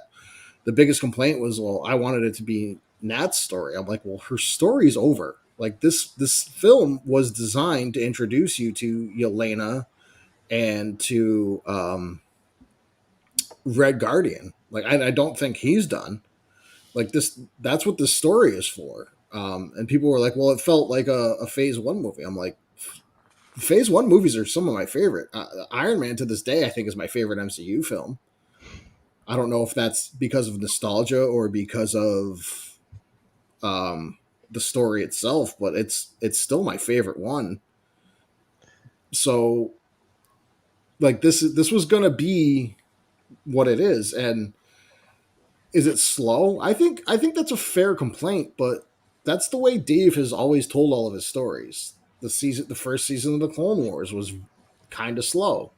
Rebels, again, was kind of slow. Even the Mandalorian had some moments where it's like, what exactly is going on? You can't expect the first season of something to be a whirlwind. Like they deliberately are laying the groundwork so that this show can have some legs. I'm saying it's going to have at least 4 seasons. That's just my gut feeling. I'm thinking 3 or 4 seasons. Yeah. 4 seasons, I think. I think 4. Yeah, I think 4. I think they're going to pull a Rebels. Yeah, I think it'll be interesting to see the episode count too, because I know season 1 of Rebels and season 4 of Rebels had less episodes than season 2 and 3, I believe. And I know just like TV in general, the episode counts aren't as long. So it's like, yeah, let's say season 2 is again only 16 episodes or even less. Then yeah, it totally makes sense in my head for it to be. I mean, I'm holding out for 4 seasons because I just love it so much. I don't know. I can't put my finger on it, but I feel like that's where it's going. And the other thing that's great about this being on a streaming service rather than on something that airs is that the episodes could be as long as they need to be. Like they don't have to be exactly 22 minutes to do, the show, the commercials, and fill the time slot. That's a huge advantage to being on Disney Plus. I think that something they could have. I mean, the episodes of season 1 are pretty much like the same length throughout, except for the first one. But I think what they should have done, in my opinion, is had the last 2 be one episode. Yeah, I agree with that. Yeah, a lot of people felt the last episode was anticlimactic, but like the part 1 of the finale had a lot going on. Mm-hmm. So I feel like if you merged it together, I think people would feel less like it was anticlimactic because they sat for a whole week after the first part, expecting, and then it's kind of like.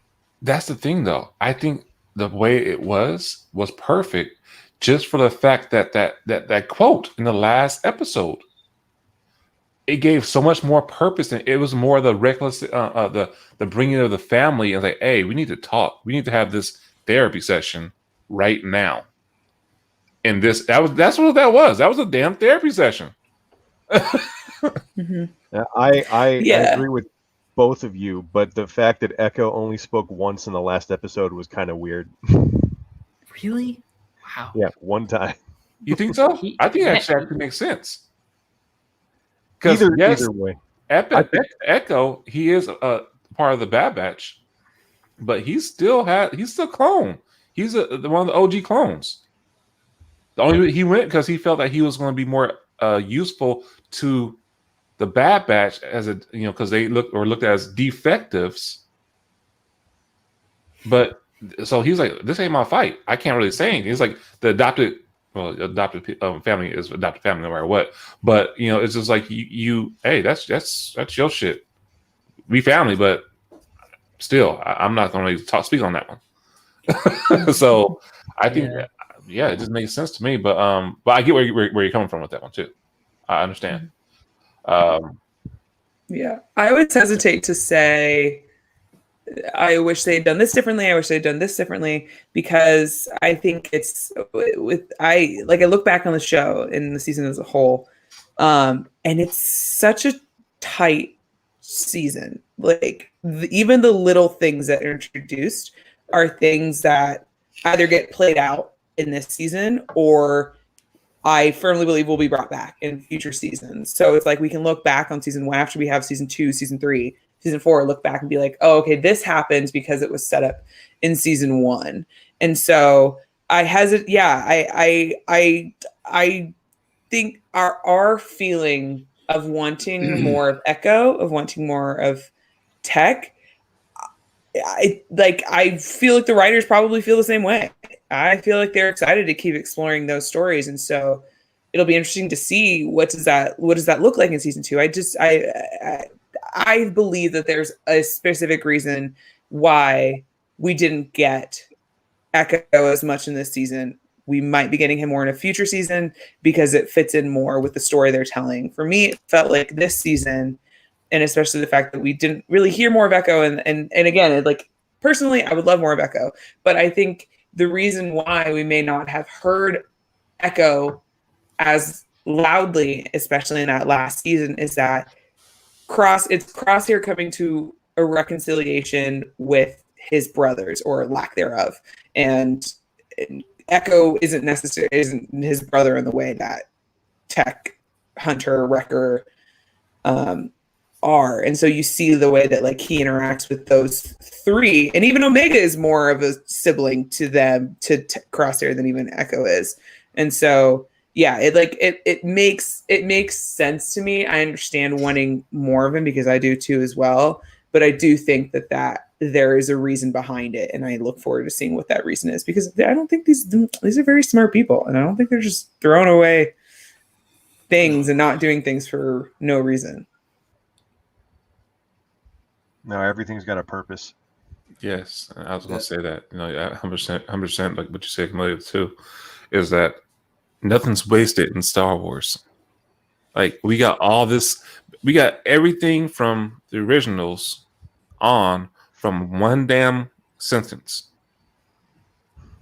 The top, when Obi-Wan was talking about the Clone Wars and A New Hope. The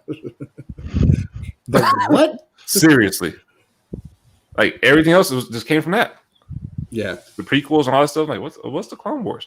Bloop, there you go, and just trickled on down. Like yeah, from one sentence in Star Wars, we got all this. So nothing's wasted. So like you guys mentioned the Echo and stuff like that. The arc where they show Echo as the robot or the protocol droid, he was playing with the doll and had showing Echo. I mean not Echo. Omega. Was it Omega? Who was he showing the doll? Like, it was Omega, right? Yeah. Yeah. Mm-hmm. Showing mess with the clone doll like that, and like here, do this. That's gonna be significant further on, I believe, because they wouldn't have just like panned in on that for no reason. So, yeah, I mean, I agree that nothing's wasted, and my wife just got here, and and yeah, so it's going to be some good stuff, but I'm excited for that one too. I think the thing with Tech too is they thought he was dead, and he sort of became an outsider to both groups because Echo. Yeah, Echo. He's a reg, but he doesn't fit in with them anymore. And now he's with the Bad Batch, but he's not really one of them at the same time. You know what I mean? Like, yeah, he goes along with them. He fits in better with them, but he's not one of them. They've been together since the beginning. So, I think what Camilla said is he's gonna have his time, and he's gonna have to figure out now that this is all over where he really belongs. I think that's interesting. It's like, you gotta look at kind of what makes sense for the specific scenario. Like, yeah, it's a shame that Echo didn't get more lines in the finale, but like you were saying, it's kind of makes sense that he didn't. Okay.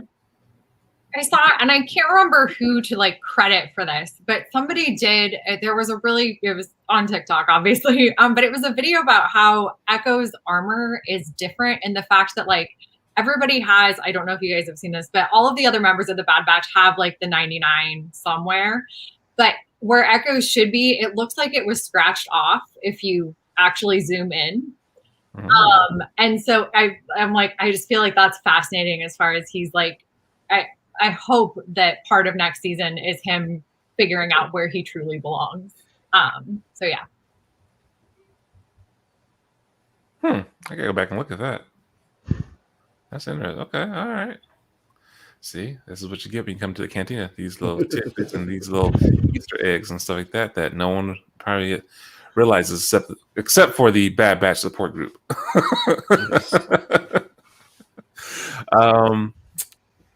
So, looking somewhere fast. The one thing they definitely need to pay off, I'm going to credit Element here, is Sid's Jedi contact.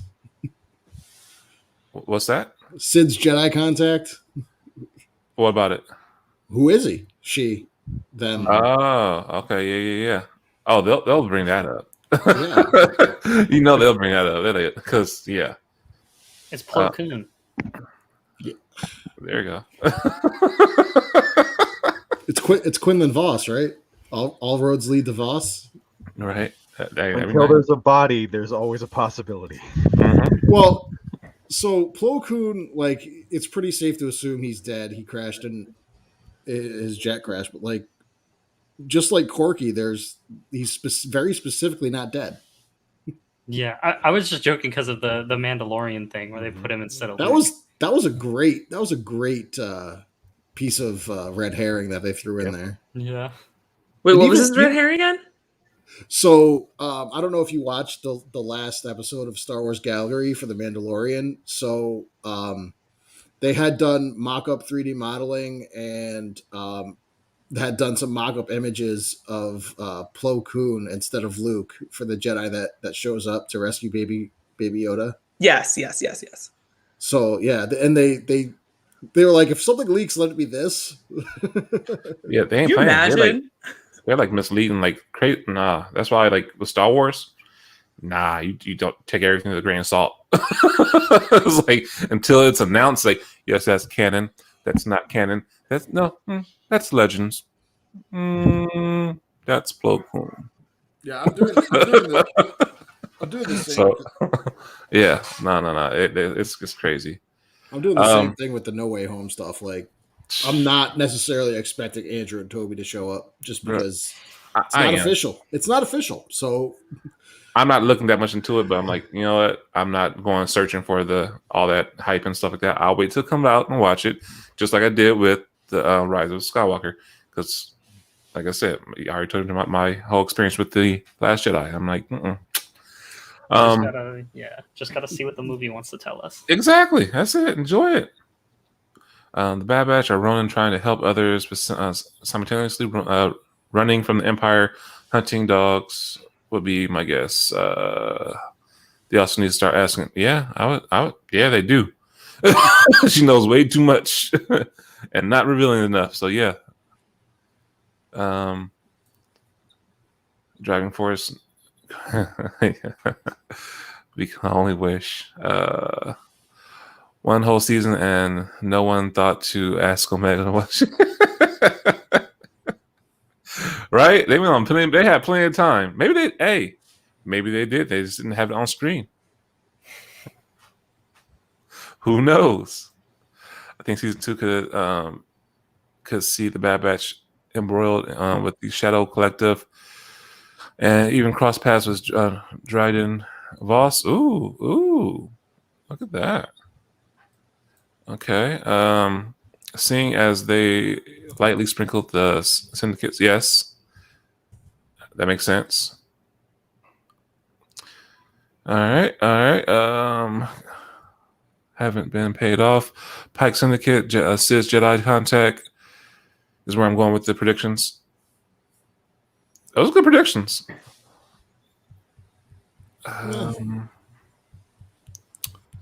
mean, everyone has had good predictions. I mean, seriously, we've had some good stuff, some good thoughts about this one, and it's looking forward to season 2. Have they announced when it's going to happen? Is it going to be like next year, or is it going to be 2 years, or? They said 2022, I believe, right? 2022? Okay. Yeah. All right. Cool. I can't wait. Yeah, So excited. I'm hoping Bale shows up. Like, that's kind of his deal, right?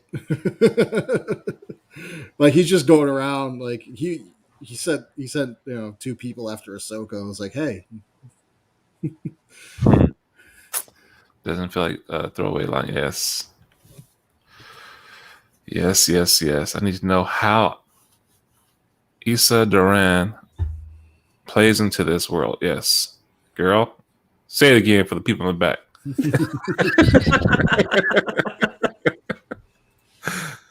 Oh man. Time. Yes, it is. Element. That's right. Chronologically, to mix the Bad Batch with the Moss. So that's interesting that you said that, because they announced that they're coming out with a new comic that's going to be focusing and mixing a lot of the Crimson Dawn in there. It's called Crimson Rising. So I'm like, oh, and because of Kira, so I'm like, okay, this is going to be interesting. So I'll be buying that comic too. So who knows? You might get some mercenary from the Bad Batch from there.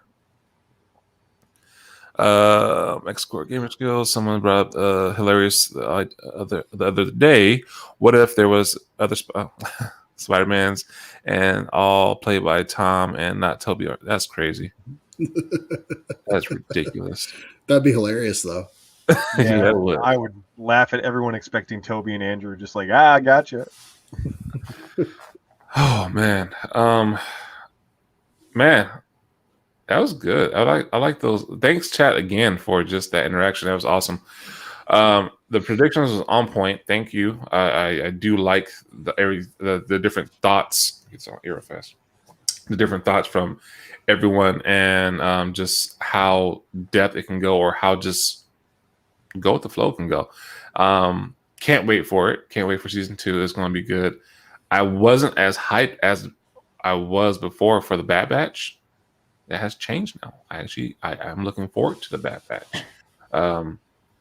And now that we have the Bad Batch support group, yes, I'm plugging the hell out of you guys.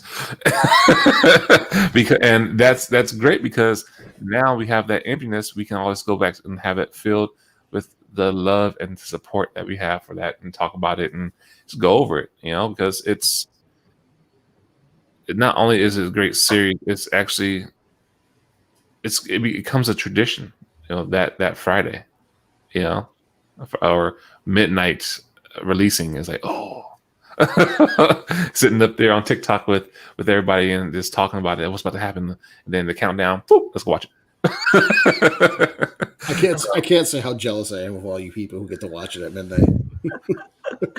It's a hard task, but you gotta tough it out sometimes. Well, I mean, for me it's 3 a.m. So I'm just like, yeah. There's just no possible way. Even like, so on the days I work, I'm not staying up till 3 a.m. And then the days I'm not, it's like I'm not getting up or staying up till 3 a.m. because one of my kids is going to wake up. Mm-hmm. No, I get you. It's usually the little one. It's like I'm going to sleep. Nice. I'll watch it at some point, but I have to like avoid TikTok spoilers and all that. Yeah, hell, man, that kills me. So with that said, Bad Batch. Closing thoughts. I guess I'll go.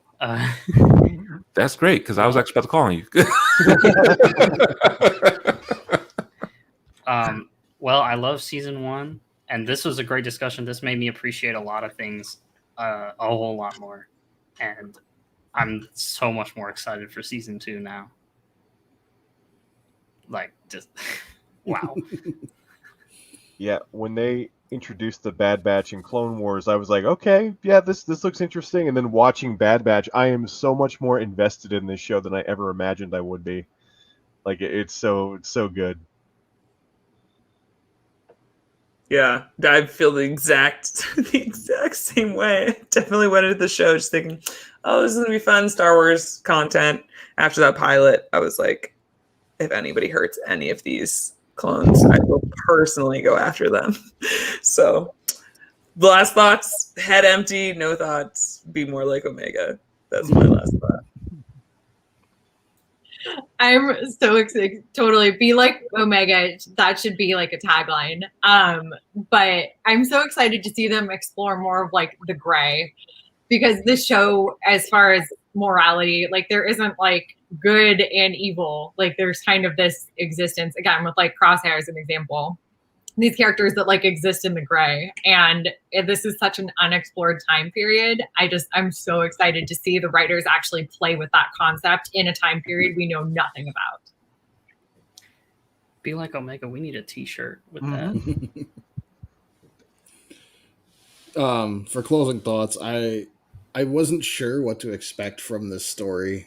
And I'm glad I didn't have anything specific that I wanted or needed from it, because what it gave me was so much better than anything I could have thought of myself. But let's get Bale involved. more than Quinlan Voss. Like this seems like the perfect environment to show us how he does things because we've gotten a little bit of it, and we know these seeds are there. So, I think that's a very good place to take this. Do they know about the rebellion? Do they join the rebellion? So yeah, closing thoughts. I love this show. I want more, and I don't want to wait for it, but I have to. It's a good question. Good question that you had right there. Oh man, that can go into a whole nother 30 minutes with that one, but we're not going to. Good closing thoughts. My closing thought is that, as like you said, didn't know what to expect from this, and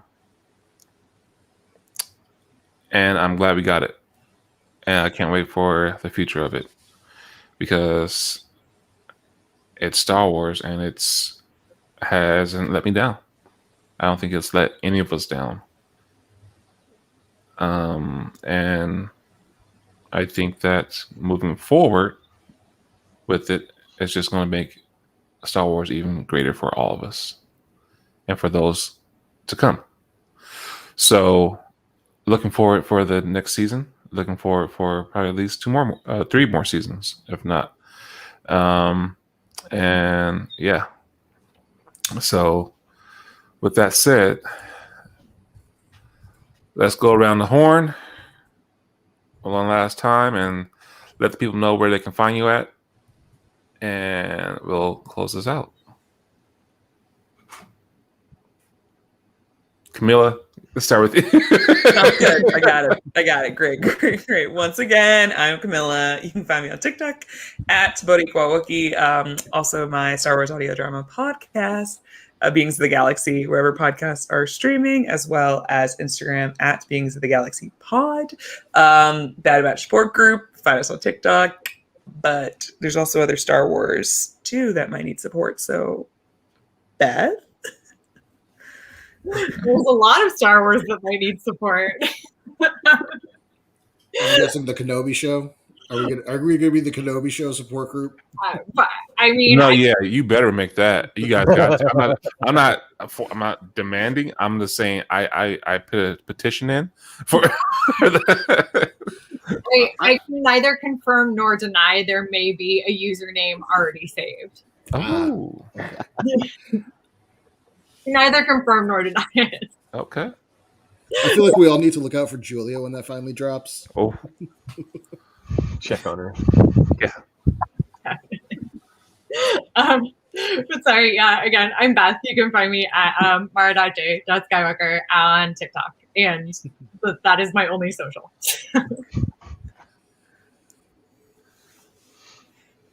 David? Next. Oh, Peyton. all right. I was like, who's it going to be, Dave? Yeah.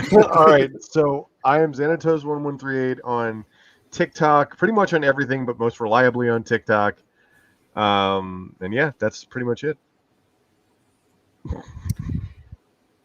You can find me at Peyton_JB on TikTok and Instagram, and then PeytonJB without the underscore on Letterboxd. I'm plugging my Letterboxd because I love Letterboxd so much. I'm sorry. What is Letterbox for those? It's of us like who don't know? it's where you can log movies that you watch and write reviews and Okay. and interact with other people. It's like a social media just for movies that you watch. I try to write like short reviews for everything on there. So yeah. Cool. Okay. I am xcoregamerskillz everywhere. Like I said, I say it every week. I have a Twitch, which we'll be picking back up. I have Twitter, which I just follow people who are on here. So I don't have an Instagram because I don't understand the point of it yet. I don't know. I don't have a Facebook page, but I am on TikTok all the time, and things will be coming to YouTube as soon as I can figure out a way to do some good stuff. I have to get some equipment to really do what I want to do, but things are going to be coming. from me. So if you want to follow me, a subscribe or a follow on any of those platforms, feel free. Like I said, xcoregamerskillz everywhere, PlayStation Network, Xbox, except no substitutions. All right, and I am Jedi Master Depaul. You can find me on TikTok with Jedi Master Depaul, and I'm here on the Cantina, Conspiracy Cantina, every bi-weekly Tuesdays at 5 p.m. Pacific Standard Time and 8 p.m. or 8 p.m. Eastern Standard Time. So yeah, that's where you can find me for my Star Wars content, and yeah. Man, this is amazing. So, thank you guys. Thank you once again for being some amazing guests and having an amazing discussion about the Bad Batch and just what to come, what has transpired, and yeah, everything about it. Just all your theories it's really on point, and I love hearing it. It sounds like that you guys, like everyone here, has got everyone else hyped again for what's to come for it. So it's just so cool. So I love doing this. The whole purpose that we create this was for these reasons. And but once again, thank you so much for being a guest on this podcast. We appreciate it. Those in the chat, thank you for tuning in. Thanks for sharing and supporting us. We do appreciate the love and the interaction. That's important too. So with that said, I just want to give a special shout out to Camilla to being our first returning guest. Yeah. Ooh, thank you. It's happy to be back.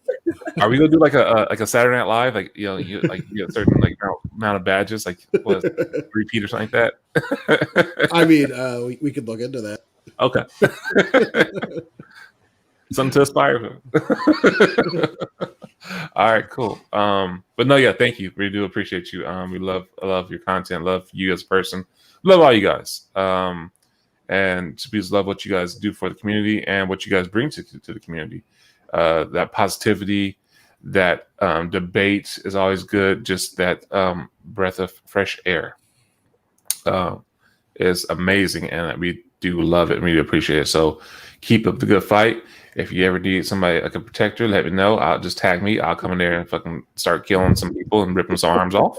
No problem. I got no problem with that. I have no, like I said, I like to smoke. But anyway. No, but seriously, guys, thank you for everything. Thank you for being on here. And until the next one, guys, gonna wrap this up. So until the next one, take care, be safe, and as always, you have enough for life. All right, guys, take care, and until the next one.